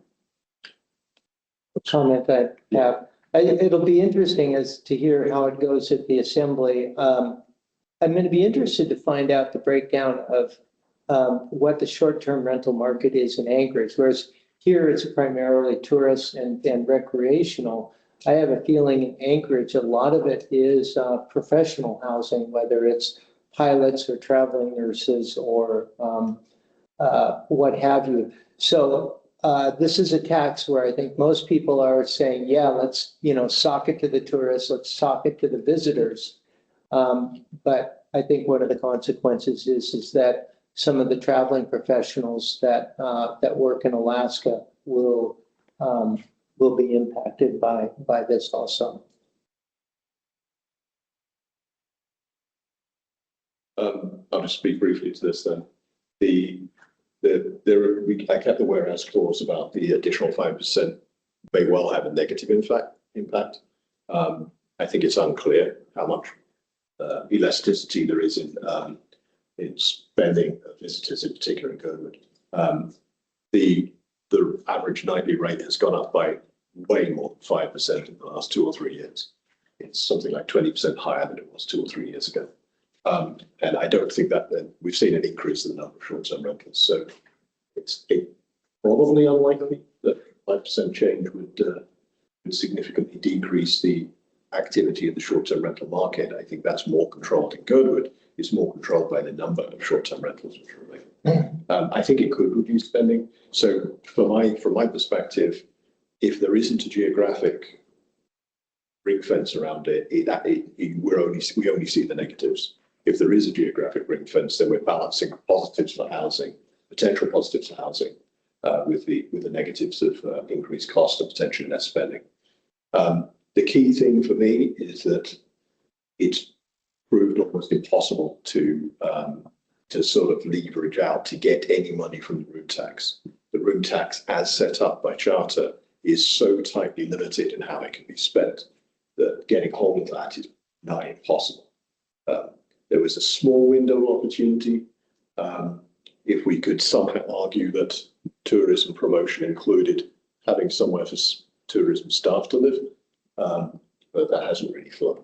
So really that 12% was already tied up and we don't have access to that. So the only way of getting a reliable, tax revenue stream that could be used to, support capital expenditure would be or to pay off capital expenditure, bonds, loans, whatever it might be, is something like this. And again, if it's ring fenced and we know that a significant chunk of it would be coming back to Girdwood, I support it. But if it's not ring fenced that way, I would not support it. And I think that's what I'm.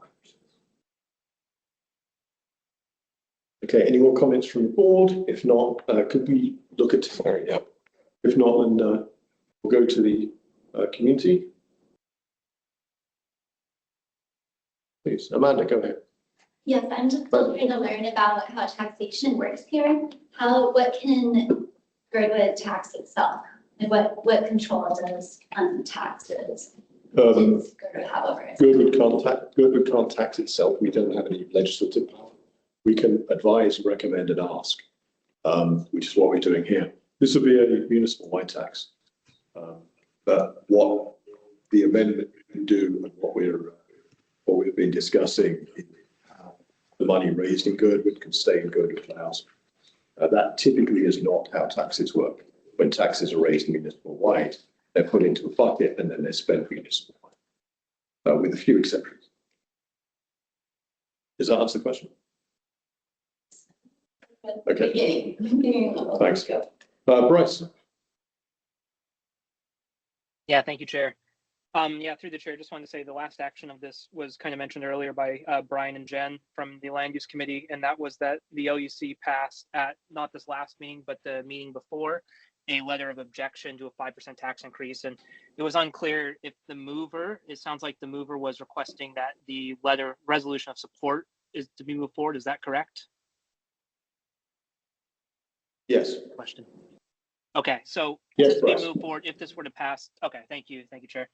If this were to be passed tonight, it would be one of those items where LUC would expect GVOS to write the letter and explain to LUC why they voted in disagreement with Land Use Committee on this one, because LUC has not made action on this since the last meeting before this, and it was a letter of objection to any 5% tax. So thank you. Okay.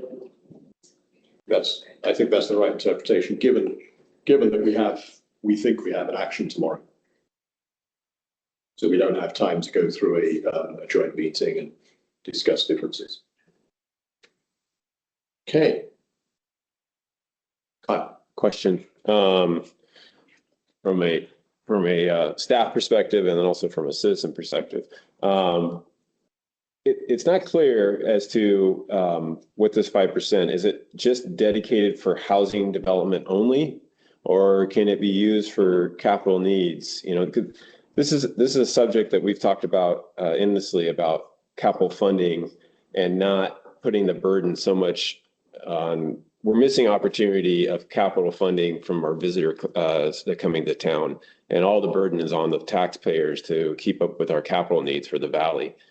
And so all of a sudden now they're going to add on this 5%, and is that money locked to housing projects for the future, or can it be used for, maintaining the streets that go to those projects or the parks that those residents that are going to be in those housing developments are going to play in. So, because, you know, our valley grows, which does bring a bigger tax base, but same time, the taxpayers are paying for all those capital. And we know how long it takes to get a fish culvert in. It took us almost 8 years just to finish for the Davos project. So, you know, I've always promoted with the board to have a visitor tax, which would probably be within this 5% range that we could use for different capital projects within the valley to keep up with our infrastructure. And then hopefully lessen the burden on the residents who are covering the essential services that we have here in the valley. So I guess that's a question there from that aspect. Simple answer is yes. Slightly longer answer is there were 3 categories that the tax would be dedicated to. One of them was for housing. The other one was for infrastructure. So it does incorporate all the things we've discussed in the past. So it includes roads, you know, other infrastructure support. And I do not recall what the third one is, and I don't have the ordinance in front of me, but I can find that. So housing was how that split is not defined. There have been 2 approaches for how to deal with new taxes. One approach is to sort of specify everything in huge detail up front, put it to the voters, and then sometimes discover that when you actually try and do the implementation, what was originally proposed won't work. The other approach is to be less specific and a bit more vague and let the details come through as you do the implementation. And this kind of follows the latter path, and I don't like either path. But they both have weaknesses. But infrastructure was included. Yes, at least in the draft. We'll see what actually happens. And ultimately, it'll go on the ballot and the voters decide. Sure. But one of the problems we have with room tax is there was some fairly specific language, although it wasn't well defined, about, you know, tourism promotion, for example. And then there becomes a long, years-long fight about what that actually means. And nobody, obviously, 20 years ago, nobody really thought about short-term rentals and their impact. So this money is being raised, but it's dedicated to a specific source. And while it used to be 3 or 4 million going to tourism promotion, now it's 15, 20 million because the number of short-term rentals increased, hotel costs increased, etc. So much more money is being raised in tax. Okay. Right.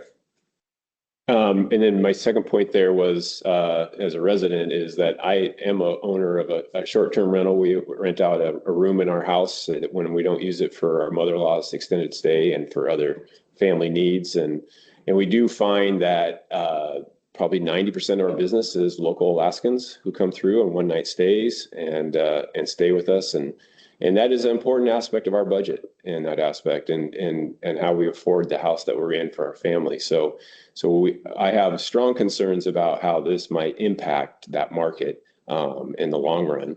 And, you know, with all of a sudden a jump to 17%, where I believe the hotel and other hotel rentals are staying at the 12. Correct. So it definitely puts on there. I do support the amendment that is shown in here that would offset for owner occupied to stay at the current levels. But yep, I just want to make you aware of that aspect. It isn't clear, so there isn't any information about how much, what the impact of owner occupancy exemption would mean. In terms of the tax, nobody has that information. So it might be that in Girdwood, it probably won't be a huge difference. It might be like 20, 30%. But across Anchorage as a whole, it could more than half the amount of tax raised. So there isn't an estimate for that. Okay. So I don't know what that would. It's possible these kind of exemptions may not be part of. I think the ring fencing one probably would be. But it's possible things like exemptions aren't decided until there's a ballot question ready. So the ballot question would be on there and then the details would come hopefully before April, but in separate legislation when there's more time to work out what these different choices actually mean. Okay. Long answer. Right.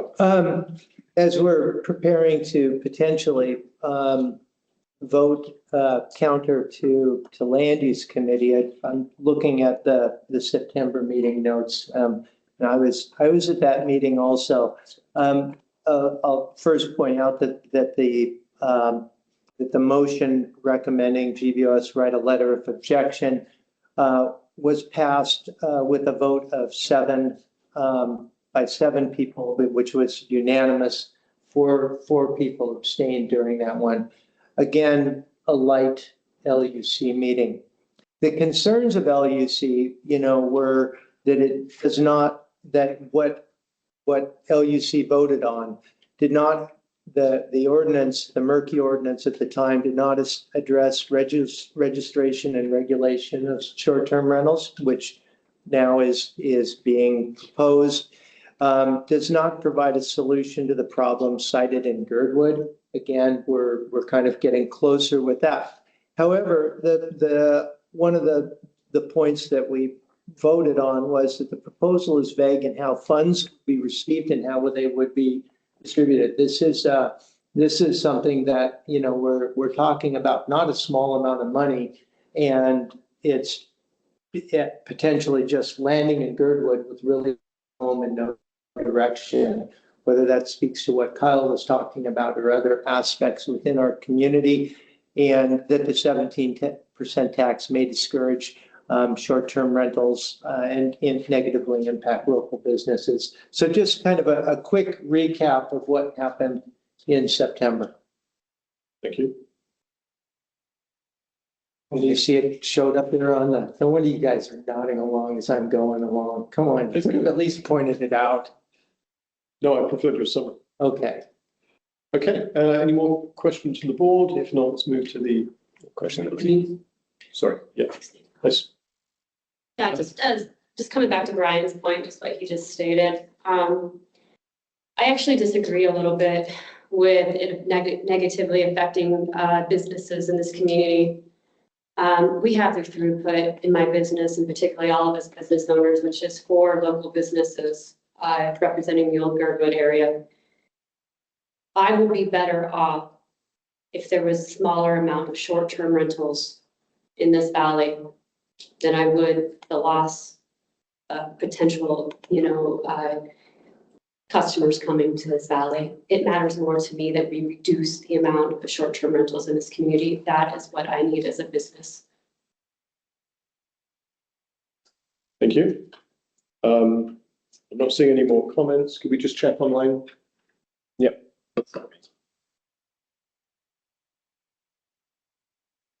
Okay, not seeing any hands up online, so I think we've reached the end of discussion.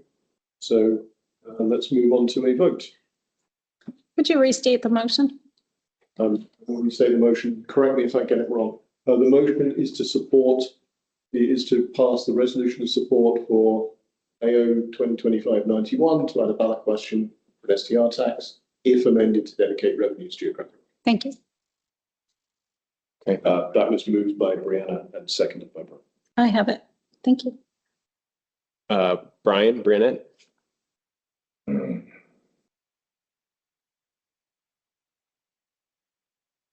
I'm sorry, I'm a little conflicted.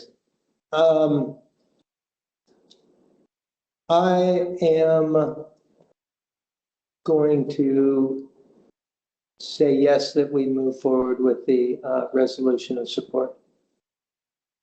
Brianna Sullivan? Yes. Mike Edgington? Yes. Motion passes 3-0. One last item on this. I know tomorrow we have the second community meeting for Holden Hills. Jennifer and I had previously arranged that, because we didn't think Jennifer would be here tonight, but she thankfully is. So I was going to attend the assembly tomorrow in Cape to present, or make sure this gets presented to the assembly members, and be available if there are any questions. So if the body is comfortable with me representing GBOS in the terms of that, so basically we'd just be presenting that. I'd be speaking to them. For public hearing. For the public hearing. I'm okay with that, and happy that this could get to the members digitally in the morning or afternoon. Yeah, we'll try to make sure this is laid on the table as a memo. And then the other thing is we'll need to write a letter to LUC to explain why we did something different to what we understood their movement to be. I'm going to ask Jennifer as the land use supervisor. Do you want to lead that effort? And I'm happy to help if you need any help. Sure. Okay, thank I'd you. be happy to help you. Thank you. Yeah. But actually, Brian, that would make more sense. Why don't you do that? Okay. So Brian will help. That, you're gonna help her, did that just get handed to you? I don't know. I will try and put something together to give to you too, Like, as the land use supervisor. Okay, good. Bryce. Thank you, You have Chair. a question or comment? Yeah, real quick. So just wanted to confirm that when that is electronically and transmitted as well as laid on the table, that LUC's official recommendation of opposition also must be included in that per Girdwood's GBOS as a rules and procedures. So just wanted to state that. And then secondarily wanted to confirm the vote because I heard a 3-0 vote, but was confused by that since I understand there's 4 members there. Or is it one? Can you explain that? Was it one is conflicted or? There are 3 members voting, 1 recused.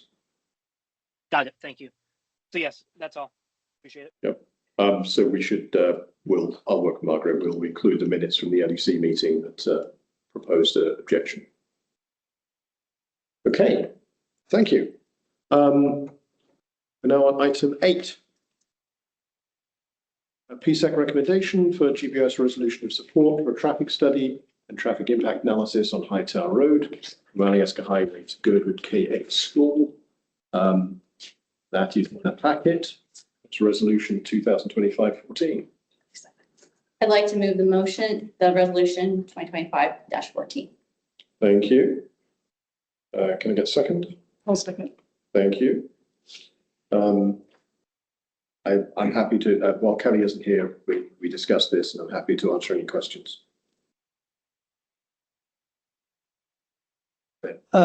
Is there any, I don't know what the future development plans are with connecting to Crow Creek Road, Bolton Hills. And I'm wondering if a traffic study would not only be looking at what is happening right now on the ground, but what is also proposed and what the potential impacts of that are. Because if traffic was to become diverted to Crow Creek Road, that would create ownership, maintenance, and traffic issues.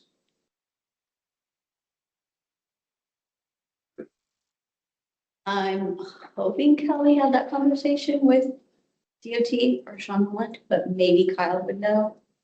I wasn't directly involved in those conversations. Okay. I think the tricky part about that is that the Crow Creek Road is state and High Tower is municipal. Yep. So we are asking the municipality of Anchorage to oversee a comprehensive traffic impact analysis. I do not know what their policy is when it potentially impacts state roads as well. We can follow up on that. Well, I think they can also look at it from a perspective that they're building a development that is just going to be using existing roads. And so through that traffic analysis, they should be able to develop how much need there's going to be for Crow Creek in part of this development growth. It's, right. Basically, you're using 2 existing roads right now, one being Howard Tower, and then the Crow Creek connection will not be until phase 2 is built out. Right. And my understanding is that the planned unit development only covers phase 1. Correct. So a lot of the details about how many potential units there are in phase 2, we will not know. We won't know. There's no platting there's no subdividing at this point in time for that phase. I'm not sure if that answers your question. Well, it does. I would ask if we could request some collaboration with the state of Alaska DOT on impacts on surrounding roads, whether it's the Alyeska Highway or other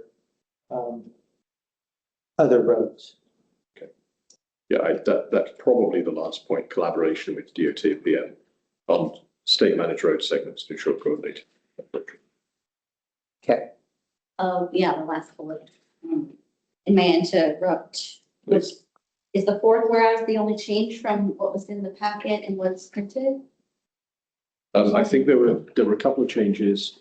One was in the fourth whereas, and I think there was also something at the end. The fourth whereas is the main change. Okay. Thank you for working on this, Kelly. And Any further questions? Or comments?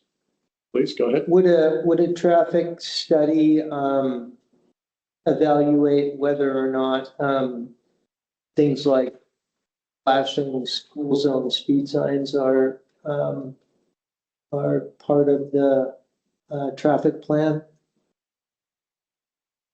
You know, identifying school zone roads and whatnot? I don't know. I'm going to ask staff to. I'm not a traffic planner. Can we find out? You could probably ask, yeah, sure. That would probably be part of the community engagement, I would imagine. Technically, you should be able to ask anything that's related. I mean, DOT's main priority is safe transportation of people along public corridors, right? So as soon as you have a safety issue related to roads, technically it should be allowed in your study. So as long as the municipality is coordinated with the state, should get that. Or the municipality still has responsibility for the roads, including school access. Okay. Any further comments on this? If not, we'll go to a vote. Roll call vote, please. Brian Burnett, Yes. Jennifer Wingard, Yes. Brianna Sullivan, Yes. Mike Edgington. Yes. Motion passes 4-0. Thank you. Getting through things. Item number 9, GBS resolution on the 50th anniversary of MOA unification. Brian and I drafted something. There was some discussion last time. We asked for any additional comments to come back through staff. I didn't receive any. Thank you. So I think what we'll probably do is have another. Brian, I mentioned it, discussed it briefly earlier. We'll probably have another attempt something together and have another revision or a similar revision, which we'll bring forward next month. So I'm going to suggest entertain a motion to postpone this to November. Also move. Thank you. second? Okay. Any objection? Okay. So number 9 moved on to. Okay. Number 10. Agenda item NUC 2507-5, GBS, request for GBS resolution support for HW to initiate land use study before any development is initiated in Girdwood. My understanding is we're still waiting on land use to make that recommendation. Is that correct? Look at you, Jen. That is my understanding. Okay. So this is on the agenda just so we don't lose it. Okay. So my recommendation would be, let's take this off the agenda and bring it back when we have specific action from land use. Is that okay with everyone? Okay. Look forward to that discussion. Is there any comments? Okay, let's move on to item 13, agenda topics for MOE GBS quarterly meeting, Monday, October 27th, 4 p.m. here. I think there was some. Is there an update on this? Or are these the items? I can't remember. I've been hoping to get clarification. The first 6 items are ones that you have discussed to have on the agenda for this month. There are some carryover items that drift over onto page 2. And so I'm looking for, you know, if you have 10 items on that agenda, that seems pretty packed. So you did remove 11 through 13, but right now there's a couple of items. Maybe I'll just scroll down. So I'm looking for. Sorry, bigger? Yep. No. Thank you. And then scroll down. There. So these items, 7 through 10, I'm wondering if you still want them on the agenda.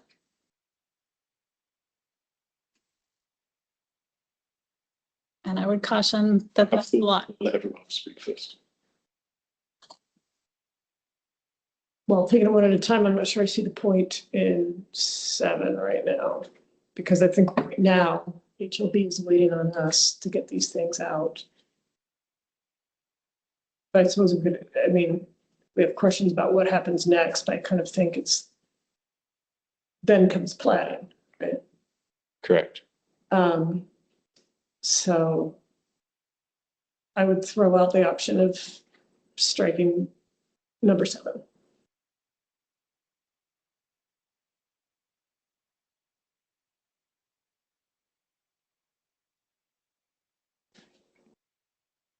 Comments?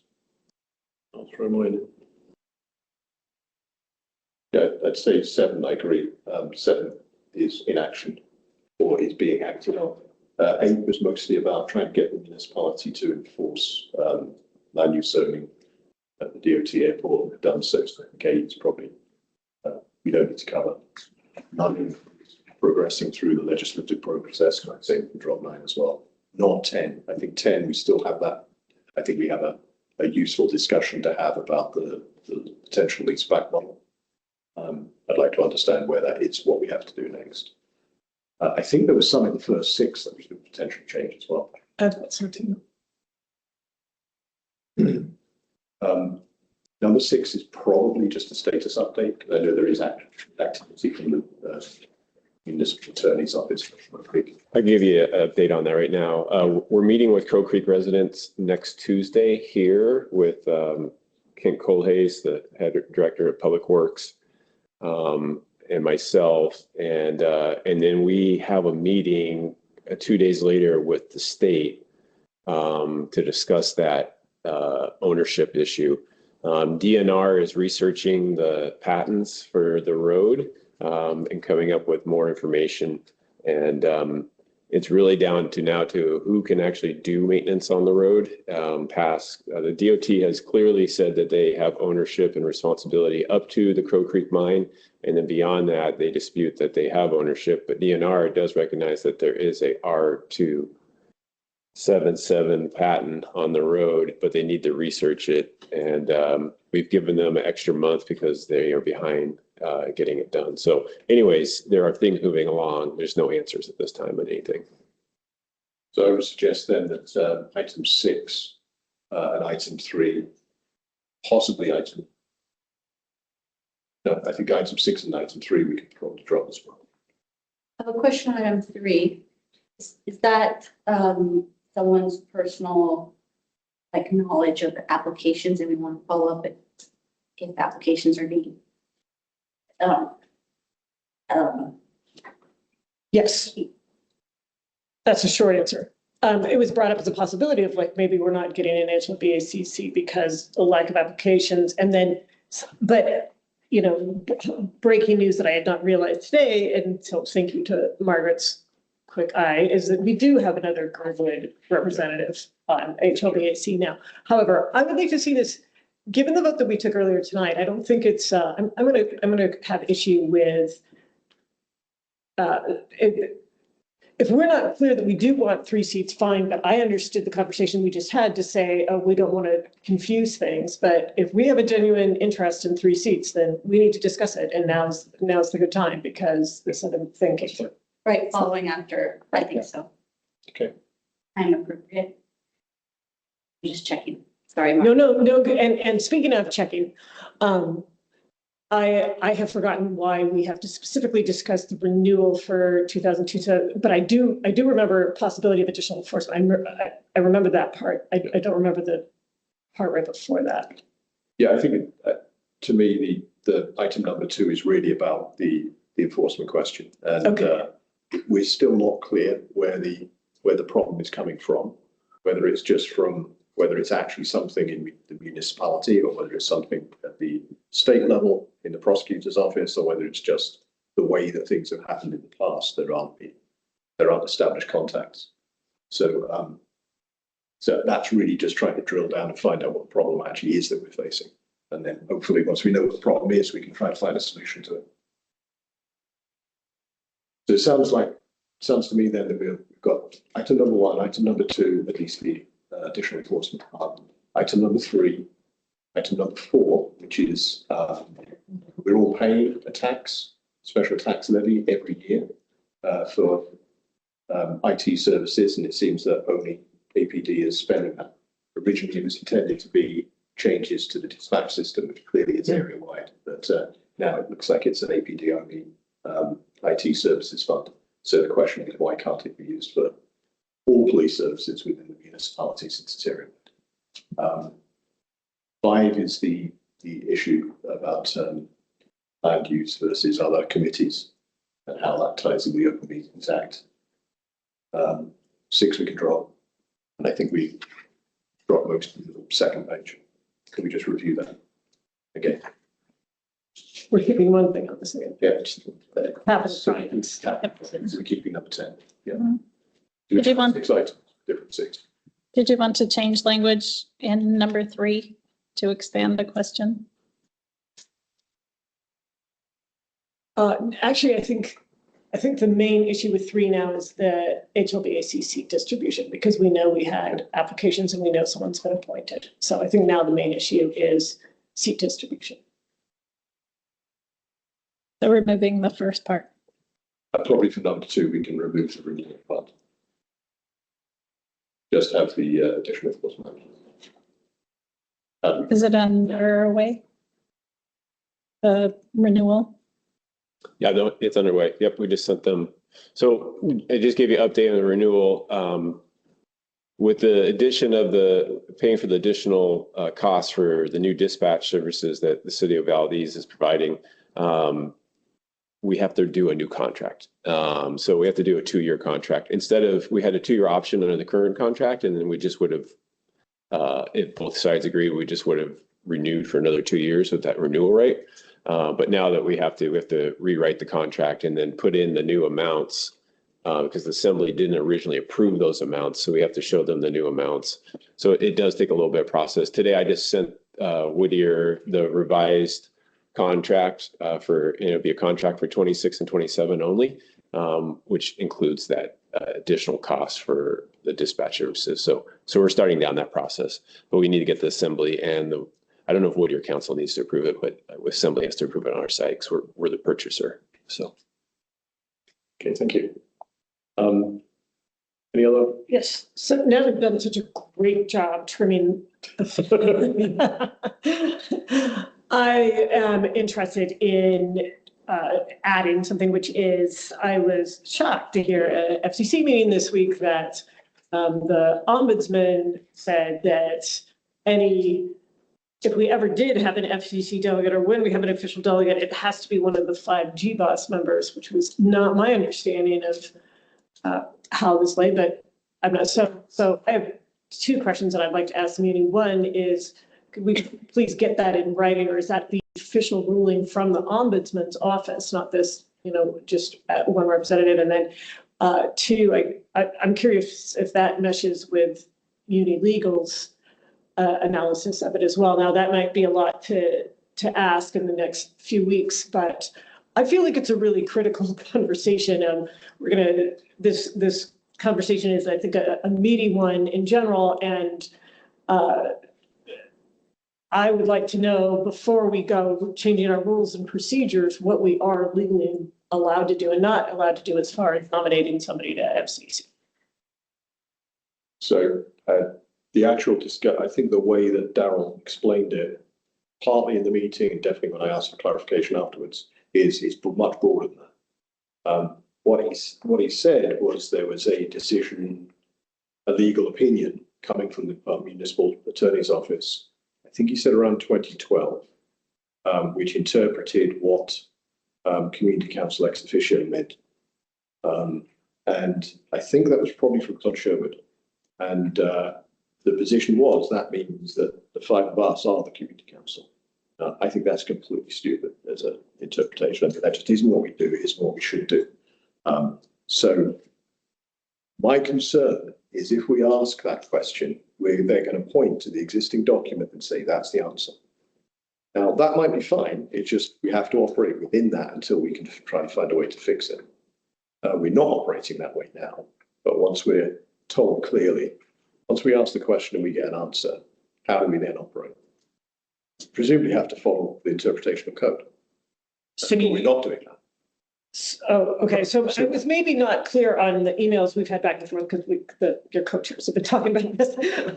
And I was maybe not clear on the email. Yes, it's really concerning, I think, to both of us. Yeah, and what wasn't clear, like what I wasn't understanding from your emails was like, what advantage are we going to get from going through the hassle of writing our rules and procedures differently and then pushing for that way? Like, I'm not sure that I see. So I'm trying to find a way forward, and I don't like either option. Yeah, correct. I think I agree with you.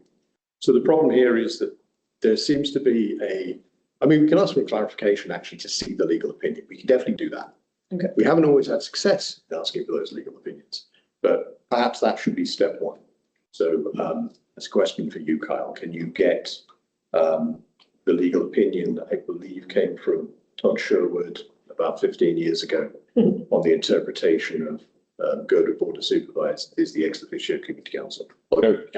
We could dig. I mean, is the more direct route to invite the ombudsman to this meeting to explain his opinion based on the opinion of what, because he's going. But I think what we want to actually do is see the opinion, not interpretation. So have him bring the opinion.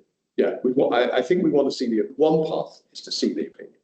Another path is to kind of ignore it, pretend we don't know about it, and continue the way we're operating now, which is we treat LUC as a one person, one vote body, and then we have a process for dealing with how GBOS takes things up, how we deal with differences of opinion, etc.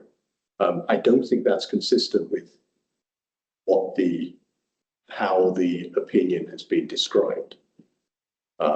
So that poses a problem. And if we formally ask the opinion and we get the opinion, and it is not the way we operate now, and it's a way that I think probably all of us would not like us to operate, then we're kind of stuck because we have to follow the opinion unless we can change code or ask a second lawyer to try and change it.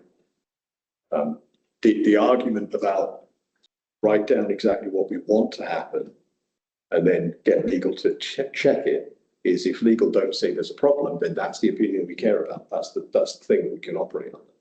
But we're asking a question we may not want to know the answer to if we go down that road. Okay. So you want the legal opinion from 2012 by we're discussing. There's two different ways of doing this. We either find out what the worst case is and face it directly, which I think is your suggestion, or we continue basically the way we want to continue and then get cover for that. And there's probably a third, the fourth, or fifth. Right. It's not clear to me that this opinion directly affects how our LUC and GBOS currently function, although I did hear another backstory that I'm pursuing now.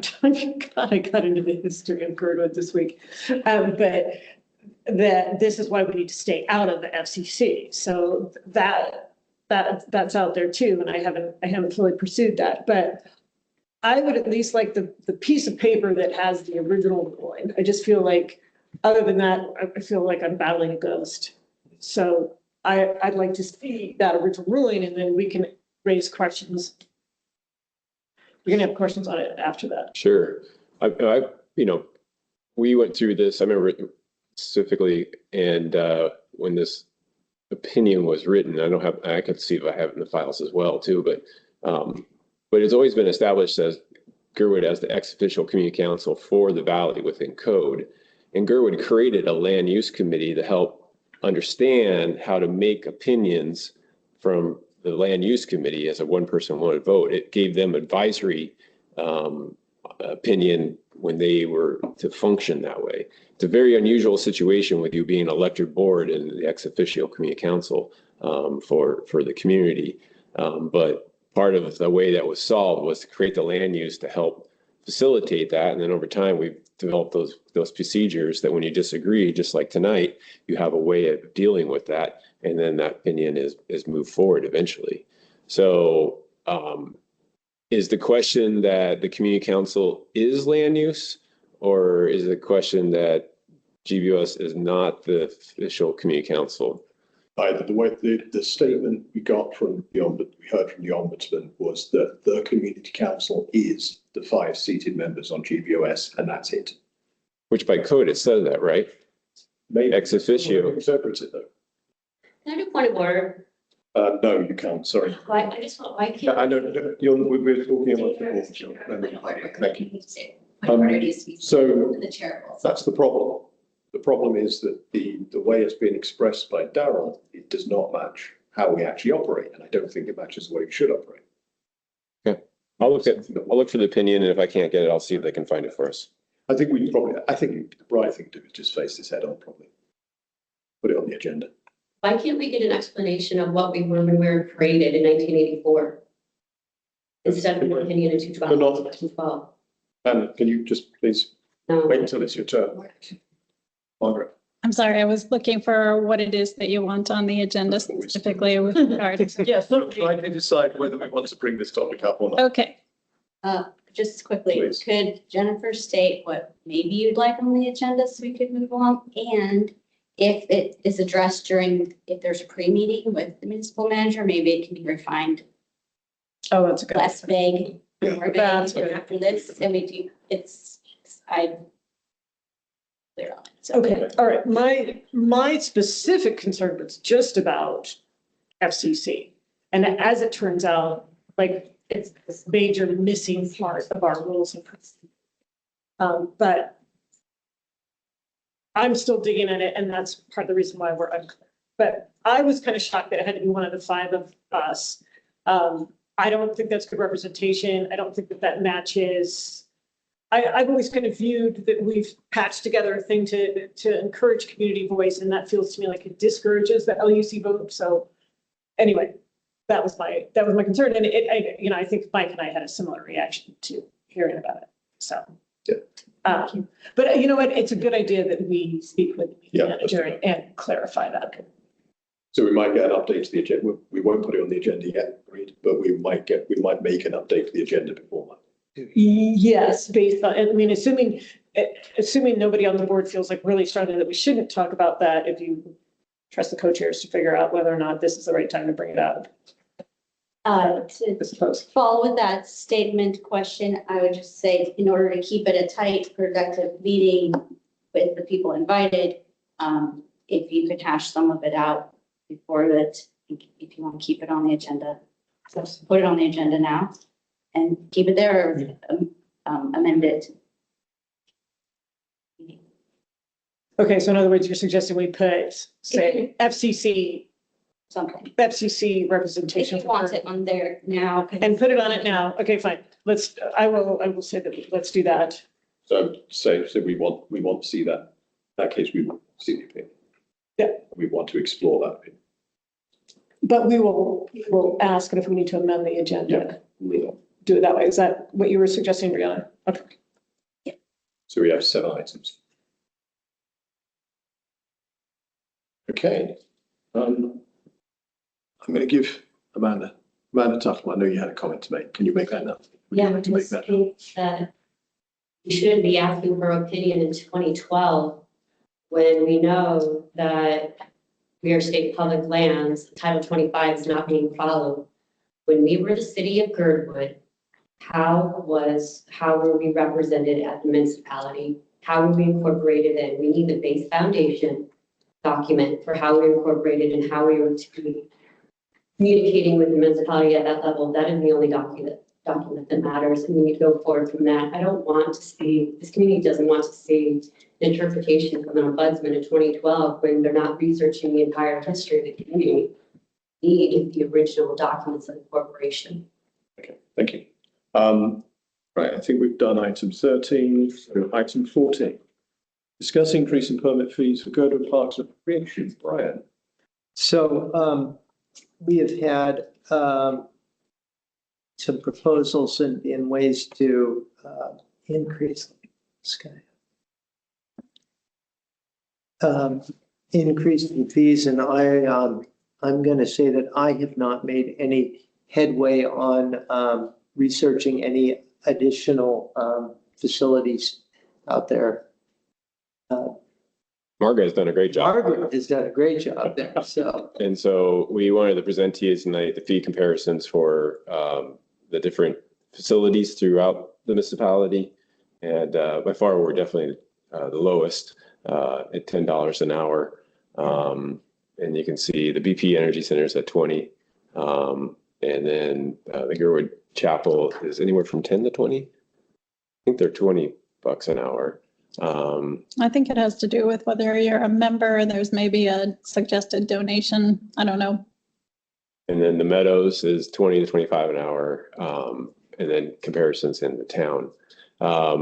As compared to other, say, Parks and Recs facilities, we're substantially low when we've talked to them as to what the hourly rates are. We've been at $10 an hour since the facility opened. And so, as you know, one way that we raise to offset property taxes is raising revenue through rentals. And so we use the rentals of the park facilities and in this room. And then each year we give an estimation as to what we think those rentals are going to be. So this is an idea of different ways that we could possibly raise the rates a bit. I think the community room is the most area where we're focusing at this time. The campground, we feel leave as is because it's pretty basic and primitive as compared to Centennial or State Park, Bird Creek there. So we feel that's working that aspect. So, and then this is where we correct other fees. So this also gives you an idea of the different types of fees that we collect for the different park facilities and trails and things like that out there. That aspect. So the one increase that we're recommend at this time is this raising it from $10 an hour to $20 an hour for the rental of this facility. Thank you for staff research on this, and I know we've discussed this many times. And I also realize that if the suggestion is to leave as is, we don't need to change. If we're going with staff recommendation. So I feel comfortable with moving the staff recommendation of $20 an hour for the community room, and then with the asterisk of multi-day programs, having a break or whatever you are thinking there. Oh, I should explain what that was. And I'm not necessarily recommending that we do it. It has to do with overnight storage. We have sometimes multi-day programs, and if we're able to shift things around, I mean, there's never a week where we have 3 days straight without something else going on, but sometimes we are able to move things around. So in the case that we might have the overnight available for storage of equipment, rather than telling people that they could just leave it and it doesn't cost them anything, or telling them that they have to remove it and then bring it back the next day, which is kind of nonsense. It would be handy to be able to offer a fee for that that's supported by something other than just what I want to do. So anyway, that's my thought there. But it kind of opens up a can of worms. Like, obviously, we don't want people staying here overnight, and that is occasionally an interest. So anyway, it is kind of handy to tell people that it closes at 11 o'clock and they need to be cleaned up and out at midnight. So I don't necessarily have a firm recommendation on this. The $20 an hour is pretty much a no. That it seems very supportable. I do think that we will have some local groups that have some heartburn over it. So you should just be aware of that. And I would propose that this is probably something that we would roll out, say, at the beginning of next year. Yeah. And give it some time for people to get used to it. So some questions, if I may. Yeah, please. So, well, one example of a multi-day program, right, is the mushroom thing, right? So are you currently charging them for leaving the mushrooms overnight? Because they leave the mushrooms. They're here under an agreement with us that is free. Oh, okay. They charge, it's a recreational program, so we consider it open to the public. Anybody can come in and there's no cover charge to get in the door. Oh, okay. Right. Most of the programs that you're familiar with would be under that category, and I don't propose that there be any change to that. We just had an education group in last week or the week before that, they schlepped all their stuff in and out every day, which is probably what's going to happen 95% of the time, no matter what. But if there was an evening where there wasn't a program, it would be nice to be able to charge. I'd be happy to charge you for that. That's actually what I was quoted as saying back when I worked at the resort. So. And I have one other follow-up question, if I may, Jared. Yeah, Can I just confirm, did I hear you say that looking at your analysis of all the other things, that this is the only one that you would recommend raising at the time? And I guess the thing that stuck out at me a little bit was the, what is that, the per user fee or something? I didn't understand the $2. I've never seen anything for $2. Oh, we can talk about the other ones. I do have a recommendation to perhaps simplify the rental of the pavilion. Other pavilions rent based on, a half day and a full day. We are got like a half day, a medium day and a long day, but we don't have like, what if somebody wants to rent the area overnight because they're going to pitch a giant tent? It hasn't happened now in a while. Now that I've said it, there's probably a bride thinking about it. So that's a different thing. The other item is the trail permit. So what that is like for the Trails Marathon, they paid the $60 fee and then a $2 user fee, and that comes back to the service area. And that's registered users, not necessarily people who actually showed up. But basically, if they said they were coming and they paid their entry fee, they pay for the trail permit. That's also what we do for, say, back roads when they come through and ride their bikes through. So that turns out to be a pretty high user number over the course of a summer. Okay. So I don't have a recommendation one way or the other with it. I'd like to suggest, I'd like to look into the trail permit fees, and possibly as a group consider whether there can be a trail permit fee for nonprofits and a trail permit fee for commercial users, and if that is a feasible approach for staff, or if that gets unwieldy, if you will. So, for instance, the difference between a nonprofit group going out for an event or a hike on trails versus a commercial operator that shows up and takes clients out for a tour, if you will. Sure. Can you look into it? Give us a proposal. We can talk about it. I'd appreciate if I could take a look at that and report back next month. So do you want to postpone this for a month? If that's Do them all at once? That sounds. Could I ask for one refinement on that? Like on that trail permit question, I am a little bit curious about whether or not there would be a refinement for, say, a nonprofit, but it's still a private group versus like clearly we're not charging forest fare for using it, or sorry, fungus fare for using the trails, but that's open to the public. But I would assume, so I'm just a little curious on how that would work, because I was thinking in a way, what you're talking about is the same thing we're already doing for this room, right? Like if it's for the general public good, then it sounds. But anyway, okay. I love the idea of postponing this. I'll second that if it was a motion. I'm also okay with postponing, so I'll rescind my previous motion. And the trail permitting, I think it's $250 per user in Anchorage Parks and Rec. For certain events, they have a box that you can check to add your $250 to that or something. Pay extra. But these are only our trails in Girdwood, not like any other Chugach State Park or National Forest, and those are at least 7 or 14 per user. Oh, wow.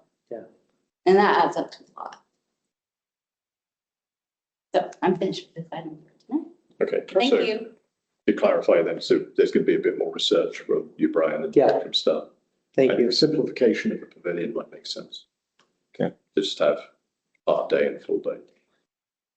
Is 4 hours is that the typical use, or would it make sense to have up to 4 or 6 hours?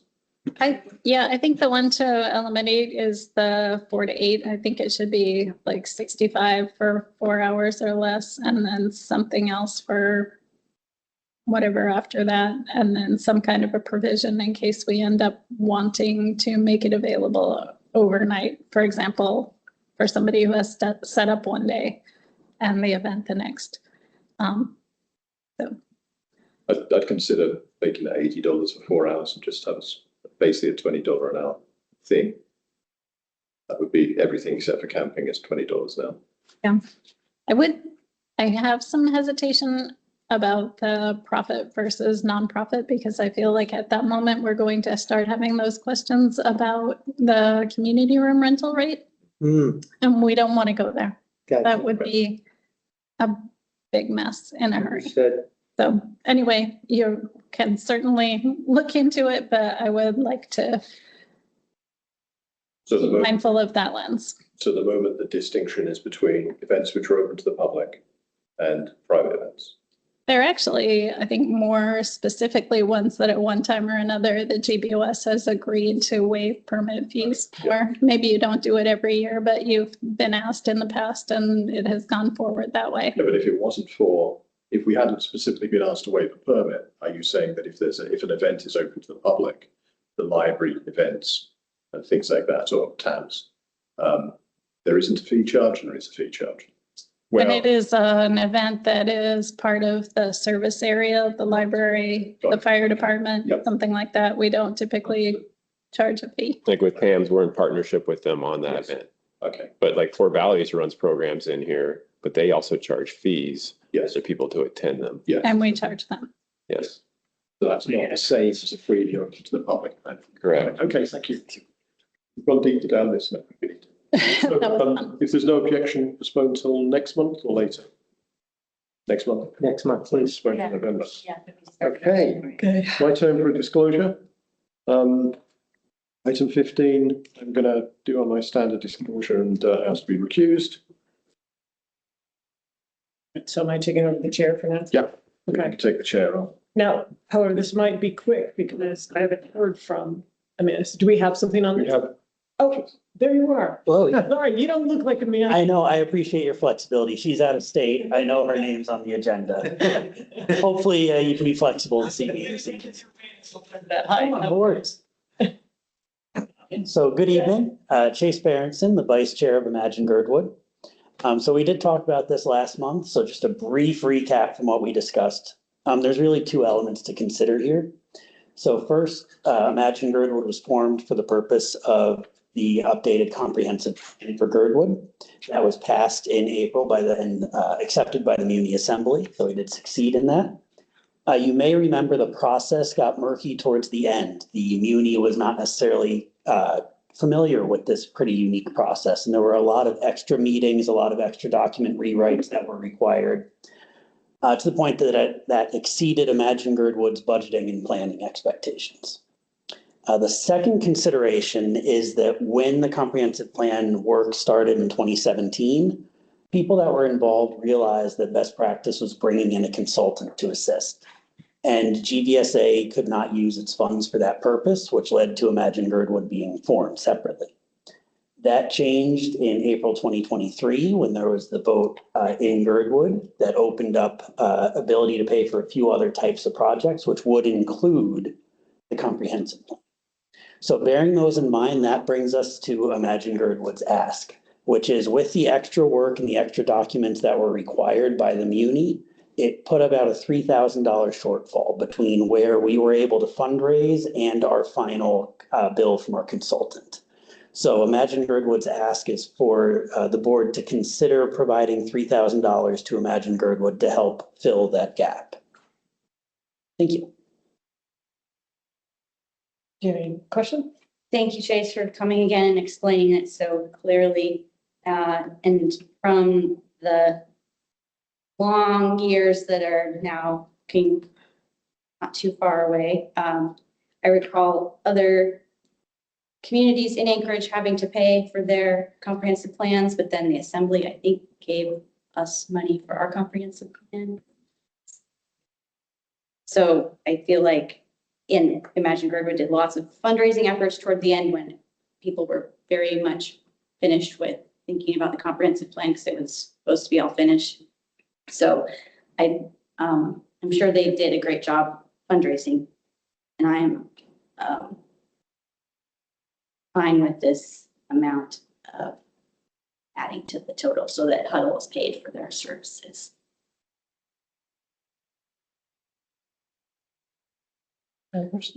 Question for staff, where would we get this $3,000 from? Housing and Economic Fund, which right now is funds available. So I have a couple of questions. You mentioned that the 3,000 would, I think you called it, help fill the gap. Is that the size of the gap, or is it a bigger gap? Are they compromising on this, or like what does that mean? So right now, actually in the packet, page 30 is our last remaining invoice.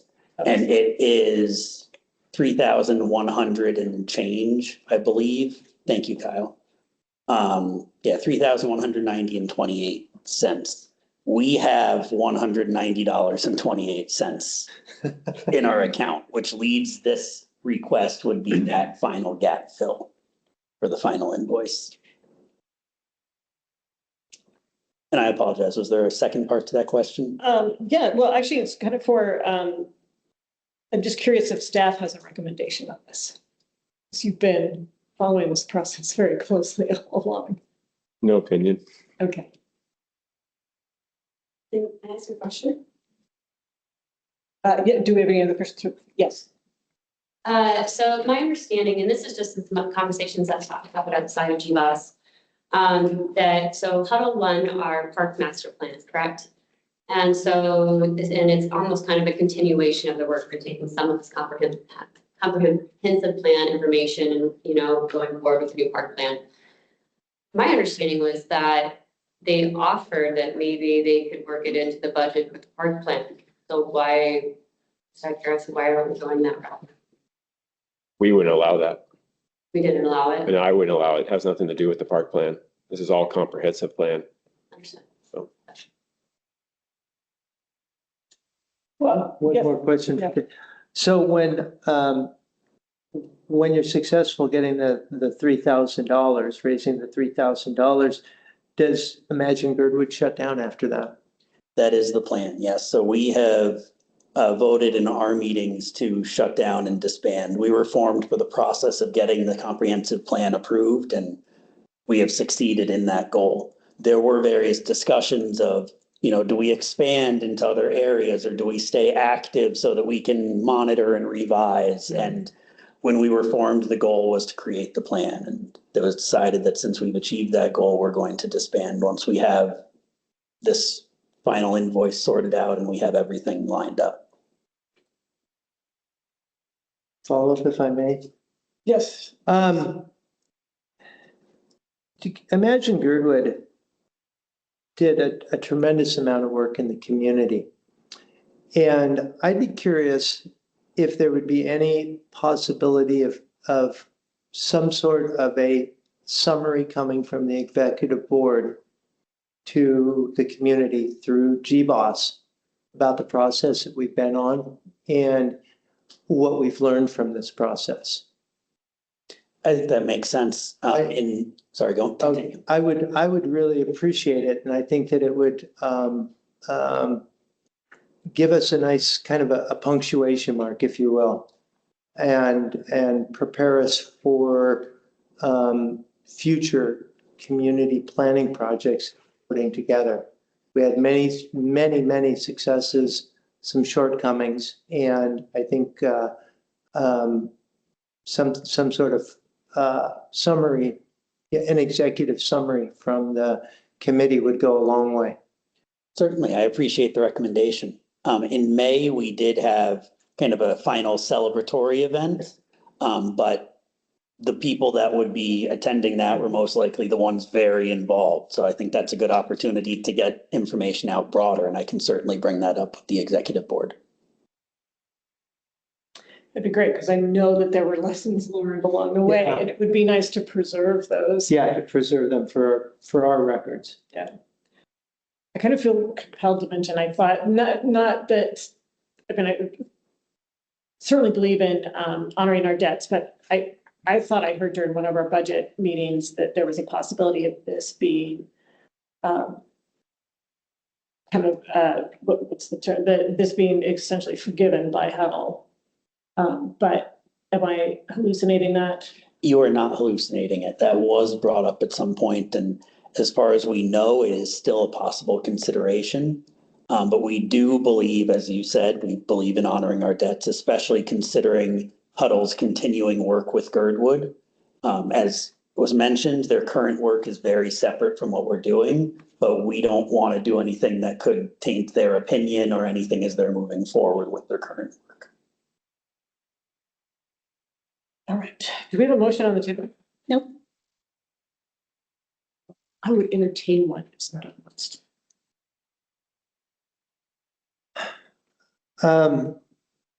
I'd like to make a motion that the Girdwood Board of Supervisors approves Imagine Girdwood's request for a $3,000 one-time payment to Huddle Alaska specifically for the comprehensive plan funding shortfall. Could you add to that it would be coming from the Housing and Economic Fund? To be paid from the Housing and Economic Fund. Thank you. Thank you, Margaret. I'll second. Very well put. Very distinctly put. All right. Do we have any further discussion on questions or anything else? If I may, Yeah. I would like to be able to pass on to Huddle that we are honoring our commitment to them and want to ask them to, as we are moving forward with a park plan or a future plan when we might be engaging them, to keep us updated on any potential cost overages. I believe that some mention had been made as we were going through the closing time that it was probably going to cost some money, and we probably all just said, go, let's just get this across the finish line. But I want to make sure that Huddle knows that we really want to stick to budgets and yeah, that this is. I believe we had some overruns with the trails too. Crystal, I thought I saw your hand go up. Did you have something you wanted to add?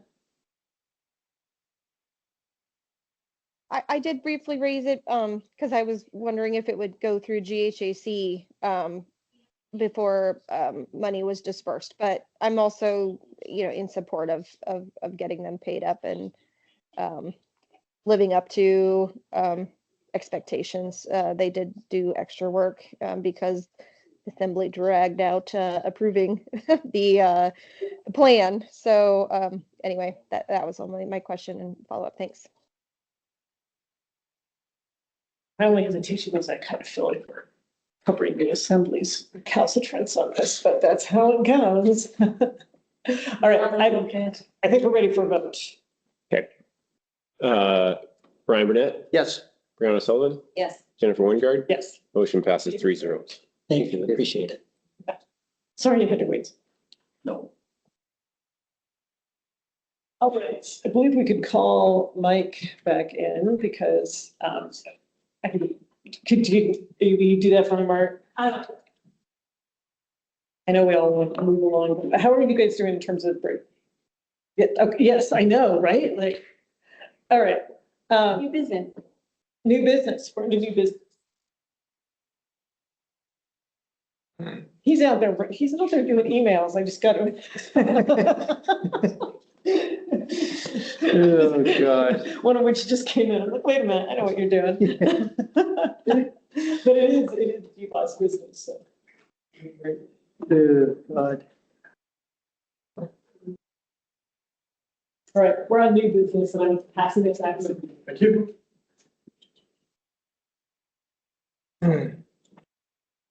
So now we're on to new business. Yes. Item 17. Stall while I've got my glasses on. Item 17, agenda item LUC 2510-04, consider GBOS input to HLB annual work programme. and 5-year management plan. Public comment period ends 11/60. I guess my first question is, don't recall the date of our November meeting, but I think it's prior to November 16th. 15th? I think it's after. Start? It's after. I need to check. Like 1 day. One thing we mentioned at LUC, and actually this could be part of your quarterly, is to ask for extension of submitting comments from board and LUC, just to meet with your meeting schedule. Okay. To avoid special meetings. Yeah. Yeah, I see. Yeah. So our meeting is the 17th, I believe. Yeah. Okay. I mean, it isn't like they instantly turn around and start going through the comments. So I think they can extend that period to incorporate the comments from the board and the ones that come out of LUC and the Housing and Economic Committee. Do you want, from staff perspective, is that something you can ask on our behalf, or should we? I could ask it, you know, if you want to, you can also add it to the agenda if you want to discuss it with them as a board, but I can ask it too. Well, I mean, to HR. Their HR. No, on your quarterly agenda, because you're going to have staff there already. Yeah, I don't think we actually have. Do we have HR? I don't think HLB is on the agenda. So you guys had item on there for. But we took it off. No, we didn't. We didn't. Sorry, you're right. The HLBAC is back on there. Yep. Yeah. Okay. Yeah. Want to add that to the agenda? Just as a sub point. Okay. Yep. So they're going to add to the agenda, extending the comment period so that it can accommodate. Right. I'd like to suggest that the Girdwood Board of Supervisors finds time to write a letter to HLB AC and the HLB committee, asking them to consider our meeting agendas as they are dedicating public comment time, that it fits into our meeting schedule so that we can comment better on proposals in front of us as a community. I don't think it's unreasonable to request. I mean, they just, when this came out 4 weeks ago. Not to interrupt, but I believe that the way the HLB operates is dictated to them by code. Okay. So I think it could be that is why I know that they've had trouble, say, posting their meetings because they didn't do it as they were supposed to the first time. It was a moment when they had a bunch of new staff. So they ended up postponing for a month. So I'm not sure that it's necessarily something that's all that freeform, but it's probably a good topic. It just seems that is the usual answer when talking to HLB, that everything that they do is prescribed by their formulas. It seems like we're always scrambling to come up with responses, and our responses truly impact our community and our environment as much or more than anywhere else in Anchorage. We have also a harder schedule program, since that we have at least 35 days before your opinion is made. If you go through a new business and old business, where a lot of community councils can make a decision that night. Yeah. So we have a little bit more of a process here. So that's the thing for us to consider, is that maybe we don't need to consider, our comments on the work plans as new business, because every single year we come up commenting on the 1-year and 5-year plan. They're always this time of year. Yeah. So it's a matter of when it comes on the agenda or when this comes out, their draft. Because I did open the draft and I didn't see any red text. And I don't know if that's productive right now, but the draft isn't, are there updates on it? I didn't really. It's the first version of the document, isn't it? So there's no. Probably not. That's their current working program, what they're looking to put out. Okay. All right, well, do we task people for new business with this, or? Well, I'm just going to make one comment. I think I know they have 45-day requirement for public comment. Yep. So I think they just simply, they publish it and then they give a date 45 days later. Yeah. I think it's fine that we should ask for, we should just say that we're not going to be ready until the day after, check that's okay. And if they're not prepared to accept it, then we can get the pitchforks out. Exactly. Then if I may, I'm sorry. go ahead. Yeah, so if this is going to be an agenda item next Monday. So we'll just would ask formally in front of their boss if we can have an extra 2 days to produce a response. Well, one of the thing I think in a number of years past, not just last year, we've had a work session about it. It is tricky even talking about this because Girdwood is so affected. And so if we're not coming through it page by page, we can feel like we're missing something critical. Although when I went through it, it looked to me like, we're a little more on top of things now and have discussed things more, but that would be my hesitation about it. We're trying to put it into new business and then even like tonight is a packed schedule. I can't imagine trying to get this whole discussion in. I'm not sure what we're looking like for next month, but I just thought I'd throw out there just not that I'm asking for a work session, but in the past. And so I guess I would ask if my fellow board members have seen things that stick out at them as like, oh, we're going to need to talk about that. Because this is rarely a 10-minute conversation. Okay, never. Just from past experience, I think it's worked well that you do a work session following the LUC, because then you get housing and economic, LUC, and then you have those recommendations, advisory recommendations given to you. And then during that week, you can come up with a work session and then present the final version at that meeting after that. So is there any time when that room is available the week of the 10th?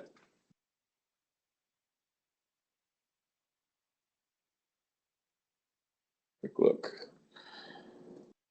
I agree. I think we should, if we can schedule work, if we can find a way to fit the work schedule, work session, we should do that. In between LUC and. Yeah, so after Monday the 10th, but before the 17th. I can go and take a look from my computer. Yeah, sure. Crystal first, then Amanda, sorry, did you have a comment? No. Right, go take a look. Crystal. Thank you. I just wanted to request GBOS as you go forward in suggesting any changes or amendments and edits to the HLB draft that you're considering the Girdwood nonprofit perspective. From now, this is Crystal speaking on behalf of myself. I kind of sat back and watched the process unfold while we tried to request land to go to the Girdwood Valley service area. And I was supportive of any means that land would transfer to Girdwood entities. So I was prepared to sit back and if that was supported, allow that to occur. But now that we have gotten the legal determinations that the service area can't hold lands, for those specific purposes outside of Parks and Rec, just be considering that the nonprofit pathway seems to be the pathway that's listed in code, already allowed, and there's ready and willing entities that have been working to try to accomplish that. So thank you.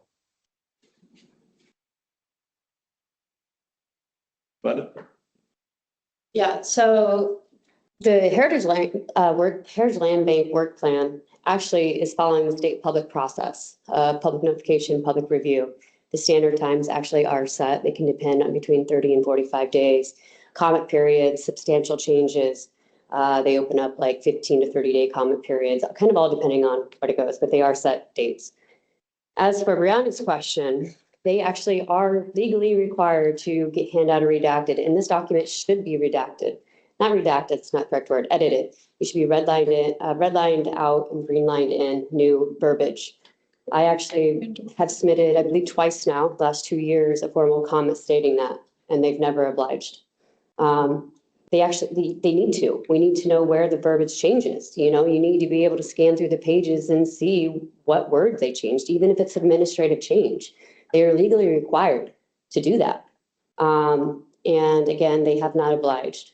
And there's also a few things in there that I've pointed out that I would really love the support of the Girdwood Board of Supervisors. They've got all these maps. There's for each one of their little sections throughout the municipality, Indian, Girdwood. Girdwood has just an 8 by 11 map. You can't even see the parcels. And then they've identified these parcels. And what's really particular, and going to your point, Jennifer, is that they're talking about disposing of the land south of the highway. That's directly affecting all of us businesses. And unless you're digging into it as a business owner, as myself, nobody else reading that document understands it. My comment to them, they did change it in their work plan last year. I have not had the time to go through this new work plan yet, because that's actually what you have to do is I have to set the two documents out next to each other and compare word for word, line for line. And that's not their legal obligations that they are to provide us a red line, green line document. Can I ask a follow-up question? Is that okay? Yeah. When you said legal requirements, what do you actually mean? Yeah, so there's standards for public documents to go out. But do you mean federal? Yeah, so you have administrative changes, you have substantial changes, all different types, right? But they're obviously different at the federal level, state level. But this is a state level document. So it's a state level. This is a state level document. This is a Title 25 compliance. Thank you. We have some dates available. So Tuesday, November 11th is a holiday, but the space is available in the evening. Wednesday, November 12th, it's available from noon to 1:30. And Thursday, November 13th, it's available for a broader span between 9 a.m. and 3 p.m.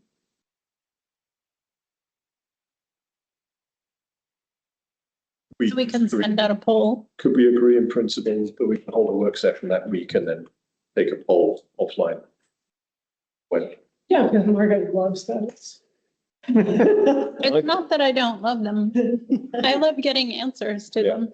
We should commit to. We just get sad when we don't hear from you. Yes, when I give you expiration dates, I think you probably want to extend your meeting. Oh, we do need to. Yeah. Formally, so. I move to extend the meeting by 15 minutes. Okay. 10. Second. Second on 15. Okay, All right. thank you. Is that done? So we go to 10:15. Okay, so work session, date to be specified in the week of the 10th. That's it. Next item. 18, Assembly STR registration proposal, provide data on STR activity by zip code. I'm not quite sure what this. I think this is the thing you were alluding to before. The proposal that hasn't reached public hearing yet for registration doesn't specify how that data, how that data will be made available publicly. There's a few gaps in that. They collect the contact information. It's not clear how neighbours can ever contact somebody who is the responsible adult for a short-term rental. So there's a few things like that that are missing. I think this relates primarily back to the tax question of how can we find out whether can we find out basically what the tax revenue is per zip code. So I think this probably is moot for the moment, but we can discuss it.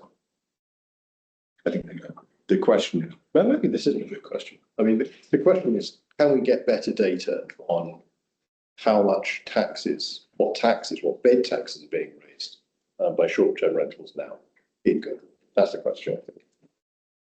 There was an attempt to get that. Platforms pushed back because I think the municipality asked for a little bit too much. Several platforms pushed back, some platforms provided the data, but we don't have a complete picture because only some provided it. So we don't have any better data than the commercially available estimates. I'm not sure I caught what you said. I'm sorry. Are you saying that it is up in the air? Because it seems to me like this is very tied to the registration. And we had tried to have our own registration thing, and that keeps getting put on the back burner, very frustrating. But if the community has one, then I'd love to see that be a requirement that the data become available then. Like right. So that would be I think this originally was about revenue. So how much tax is paid by short-term rentals in Girdwood versus downtown versus everything else.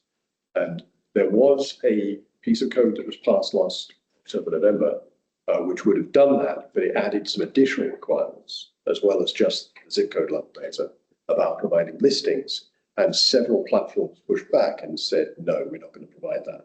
No. We would challenge you legally. I'm sorry. I do remember that. I didn't want to Right. interrupt. No, that's fine. But what I wanted to know is, I wanted to clarify what you said about, like, can at this point, can we advocate to have this be, and would it make sense to advocate to have that zip code designation be part of the registration proposal as it moves through? The making the data available to the public would be the question, yes. Yes, that would give us at least how many. It wouldn't necessarily give us the tax revenue. That might be a slightly different calculation, but registration would include the address. So there should be data published, and we can definitely ask, or we can get, our assembly member propose an amendment.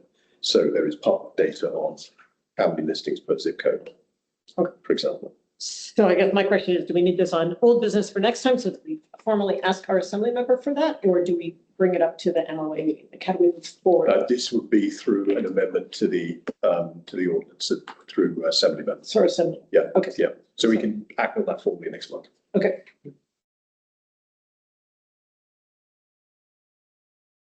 Okay. Number 19. Was there anything more on that? Okay. Number 19, agenda item LUC 251005, discussion and formation of a request seeking streetlights, dark night considerations, dealing on-site Holt Hill subdivision. Really interested in it. Take it away. Well, this is new business. And so right now we are gathering information and, well, in particular, opinions and thoughts. But I did contact, after hearing the developer mention an interest in shorter lights, although those were way too short, but there is room in between 4 feet tall and 20 feet tall for something in between. And so Kyle and John Gallup contacted him because he was the astronomer I know the most in Girdwood, met and talked about some options. And then I think Kyle, so I might refer this to him for any updates, but I believe he ended up speaking to Connie about possibly encouraging something similar to what's behind the fire department right here. Is that? I haven't talked directly with Connie about this, but I did represent this at the land use. And basically, we kind of already do this in a lot of our streets here with the dark night skies. And, there's some examples like here at the back of the parking lot, the lights we use back here, they're lower and they work just mostly on the parking lot. And then once you get above, they dissipate pretty quick. We've done that up on Verbier, which is probably the most recent neighborhood development or subdivision. And there are street lights up there, but they just work at mostly the busy intersections or just intersections in general, where you may either have pedestrians crossing or you have like a 3-way stop or a 2-way stop or a 1-way stop. And so like when you go up Verbier, there's a light there at the intersection where Taos, which is a gated access to that road, fire gate. And then there's a one up at the corner where you turn to go up the hill towards Challenge. And then there's one up there at the corner of Challenge. I do wish there was one more actually right in the middle because it gets pretty dark as you come down that pathway. So I do think that there can be an overkill of lights, but I do think that lights do play an important role mostly for pedestrian safety and then intersection safety.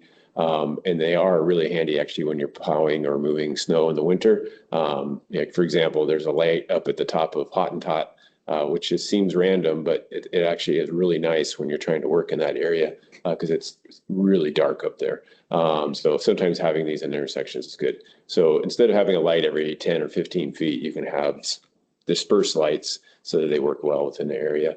And subdivisions will also probably have their own lights as well coming from that residence, but it just depends on how it's laid out. Like on Verbier, the lights don't really, they're starting to fill in up there. So they're making a better impact for safety of people moving between the residents. So anyways, that was kind of just a quick summary of what we talked about. Just one other thing about this, it should clarify that this is about trying to find some overlap of interest between the developer's aesthetic interest and the community's interest in finding the balance of safety. Especially with where that's located, it could really ruin the Northern Lights view. But Either way, it's not a guarantee because city code requires them to be different. So the idea here would be to present kind of a coordinated effort to challenge the code requirement for 20-foot. So that's what this is about. But again, it's just new business. We don't have to decide anything tonight. I do want to know what the questions are. Yeah, I was going to say there's actually a big thing across a lot of communities or mountain communities about dark skies. It's like a big initiative. There's groups all over the West that I've had interactions with. And a lot of them are doing exactly what you say. It's about fighting these sort of city level sort of requirements for streetlights every 20 feet shining upwards. And you know, most communities, there's no need for that. Parsimonious solution is better, or something that balances the requirements of, you say, safety and still having a dark sky where you can see the stars. There are probably other communities in Alaska as well that look to this. So we always have the problem of you can take standards from somewhere in the lower 48 and then nothing's available up here. So you don't want to end up with requirements that cost too much for developers. In this particular case, because it's a plan unit development, the area Connie is working on, I think they have flexibility to do something different. They don't have to follow code as long as it's similar in some way. That's not true of the access road. For the off-site improvement, I think it has to follow city code. So is that part of the problem? The access road. That's already been set. Offsite, yeah, offsite. That's already set. That's already set. So offsite is what it is. Like, so, now to be clear, I have met with the developer. We're not negotiating about this. I only wanted to be absolutely clear. Like, did you mean it? What did you mean exactly? You know, what am I working with? And her understanding, my understanding of her understanding, put it this way, is that she is currently subject to that code requirement. But I said, well, let's just see what the city thinks if like both GBOS and CY Investment agreed on something. Right. There's a broader question of we shouldn't, you know, if there's a reason why we need different lighting standards here because we are not downtown Anchorage, then we should push for those anyway, independently of what happens to that development. I think that there definitely is flexibility in a planned unit development. They have to meet similar goals to the regular code, but they can specify variations. That's my understanding of the whole point. So I think there is some flexibility. At the meeting at the community, Our Lady of the Snows, the panel and the room had a beginning of this discussion, and the panel people sounded very interested in the dark skies, dark nights, and options about lighting that Girdwood would like and that would be appropriate. And I was thinking of snowplow appropriate, like 4 feet tall. Doesn't look like snowbirds. But I look forward to the next meeting about it. Yeah, I think this would be a good question to ask tomorrow night we could ask that exact question. Yeah. But do you in fact have flexibility, or what kind of fight are we up against? But I genuinely do believe that if GBOS and CY Investment has agreed on something, we could get it. We have a hand up. Oh, sorry. Yes. George, you want to go ahead? Hello, everyone. George Passantino here. Look forward to having the conversation continue tomorrow. That was just the point that I was going to make, that I think that would be a good topic to follow up on. I do know that it is something that Connie is quite interested in, and in my work in other communities, dark sky initiatives are pretty common. One approach that might, and this is just me kind of throwing my own experience on the table here, there might be a method of developing sort of an alternative pathway that could basically create a secondary set of requirements that could be voluntarily applied to for communities that have sort of dark sky interests. That would be something that might be pursuable through an assembly ordinance. But you know, that's just kind of a generic suggestion. We are eager to continue the conversation there. And I think it's one of those areas that could very much be a win-win situation. Yeah. Please go. And I'm looking forward to the conversation about dark skies through the community. And I think a lot about dark sky regulator, or, you know, kind of code, if you will, every time I ride my bike in October down Timberline. There's definitely a fine line between safety and whatnot. And I think that that the ability to dim lights for pedestrian safety depends on pathways and detached pathways away from the zone of travel, if you will. Well, I mean, one other thing I learned from talking with John Gallup is that dark sky is not about dark street. So it's not about trying to limit your total number of lights, but the total, it's about being really, what's the term, intentional about the scope of the light and the direction of the light, rather than kind of willy-nilly. Exactly. And so, but and that was kind of why I wanted to bring Kyle in right away, because I knew that I want to make sure that the safety interest is part of this element. And also, I really want to acknowledge, George, are you in Florida right now? So are you 4 hours different? Yeah, I'm burning the midnight oil, but that's just par. That's par for the course. I wish I could be there with you folks, but virtually I am.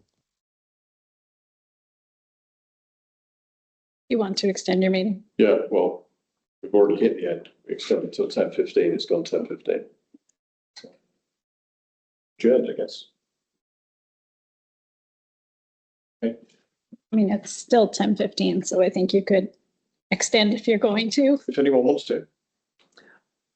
I feel like I know we have people that are waiting on this. I'm sorry, but I'm going to make a motion that we extend by 5 minutes, because I know we have people waiting to speak. Last item. Only 5 minutes? 5 minutes. 5 minutes. I think we can do it quick. Are you seconding?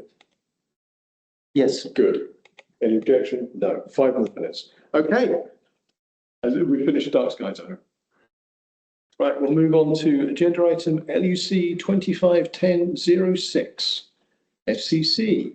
Update on FCC's rules and procedures, rewrite, delegate clarification, and consider appointment of Bryce Wheelbank as the Girdwood delegate for the FCC. And again, this is on new business. So may I speak to that? Since you can start it. Oh, you see. Okay. So we have 5 minutes. I want to be quick about this. This is under new business. There was a situation that developed that got unfortunate and confusing for everybody involved, I think. And it amounted to some confusion around our FCC delegate, if we have one, if we don't have one, if it was elected, not elected. But what I would like to propose right now is it's new business. And as I have dug into this, it seems to me that I can't find record of an election. And so I would like to clarify kind of what happened at LUC and balance that with what happened with the ombudsman and say, okay, for the time being, we simply don't have an FCC delegate because we don't have time for an election. We can't. The one that was elected by LUC is not a member of GBOS, and so according to the ombudsman, it doesn't work. And I don't want to fight the ombudsman on that one yet. But again, new business, it amounts to, if there are any meetings in between now and our next meeting, like, are we comfortable with this clarification that, okay, sorry guys, just wait on Girdwood and we will straighten this out. And that's what I have to say about that. I've got quite a few things to say about this, but I'll keep it really short. I listened to the discussion at LUC, and it was quite disturbing how basically someone can come into the meeting without any notice, put an item in there, spread a lot of misinformation, and it's never challenged, it's never questioned. It's just been taken pretty much as if it was true, which it is not. And then the body acts without any option at all, without any notice, without any other activity. We keep on going through this. We keep on getting hit with the old business, new business problem. And it's very disturbing when something gets introduced during a meeting and acted on during a meeting. Can you just be quiet online, please, for the moment? There isn't public comment yet on this type of topic. it's very frustrating to hear this. And that is the kind of problem that a lot of community councils have. It's there's not quite a formal procedure. Nobody is actually named and has responsibility. And that's actually something that we don't typically do as GBOS. And that's, I think, a strength of this body. Arguably, it's a strength of the community. But it's very frustrating to hear situations like that, especially again when we didn't follow anything close to a normal procedure. I'm looking forward to a more detailed discussion of this. I'm definitely looking forward to explaining what the FCC actually is, as opposed to the misrepresentation I've heard from so many people on numerous blogs, etc. I would like this body to confirm that we have had a delegate and someone representing Girdwood in the past, which we have. We've had multiple people. And I also hope that we come up with a better procedure for keeping this up to date and a regular discussion of it and a regular election, because we have not had that. And that we can see now was a mistake. So that's where I stand on it. But if there's anything substantial to talk about, we can probably end up doing that at a different meeting. Please. I just would like to state I am not convinced of the relevance that FCC has on this here in Girdwood, and am not ready to say that they have Girdwood's interest as a advisory committee to the Assembly. I'd be concerned if they were advising the Assembly on anything relevant to Girdwood. So I think that's a great example of the misinformation which has been spread. So the FCC as a non-profit provides basically a not as good as Margaret set of resources for other community councils. So we don't have the need of most of their services. It is prohibited from taking a position on any political issue or any partisan issue. It just doesn't do that. It's just administrative. It convenes meetings and it provides the same way as staff does. Sorry, I think we're at our 5 minutes. Are we at our 5 minute mark? But also, I just for future residents, I will object to you chairing this subject in the future. I do think it's a conflict of interest, given that you're at the center of this controversy. And we can decide who should chair it, but I think that the problems with that just became self-evident because there was some there was pontificating from the chair in a way that I got deposed from the chair in short order by you two in the past. And so let's be really clear. We do have some big issues that need to be confronted, and under no conditions should you chair. Now, if we choose not to have me chair either, that's fine, but I'm going to object very much to that. And then in that, when we get to that, I think we should adjourn. Yes. I would move to adjourn. It sounds like we're adjourned. Right. Thank you.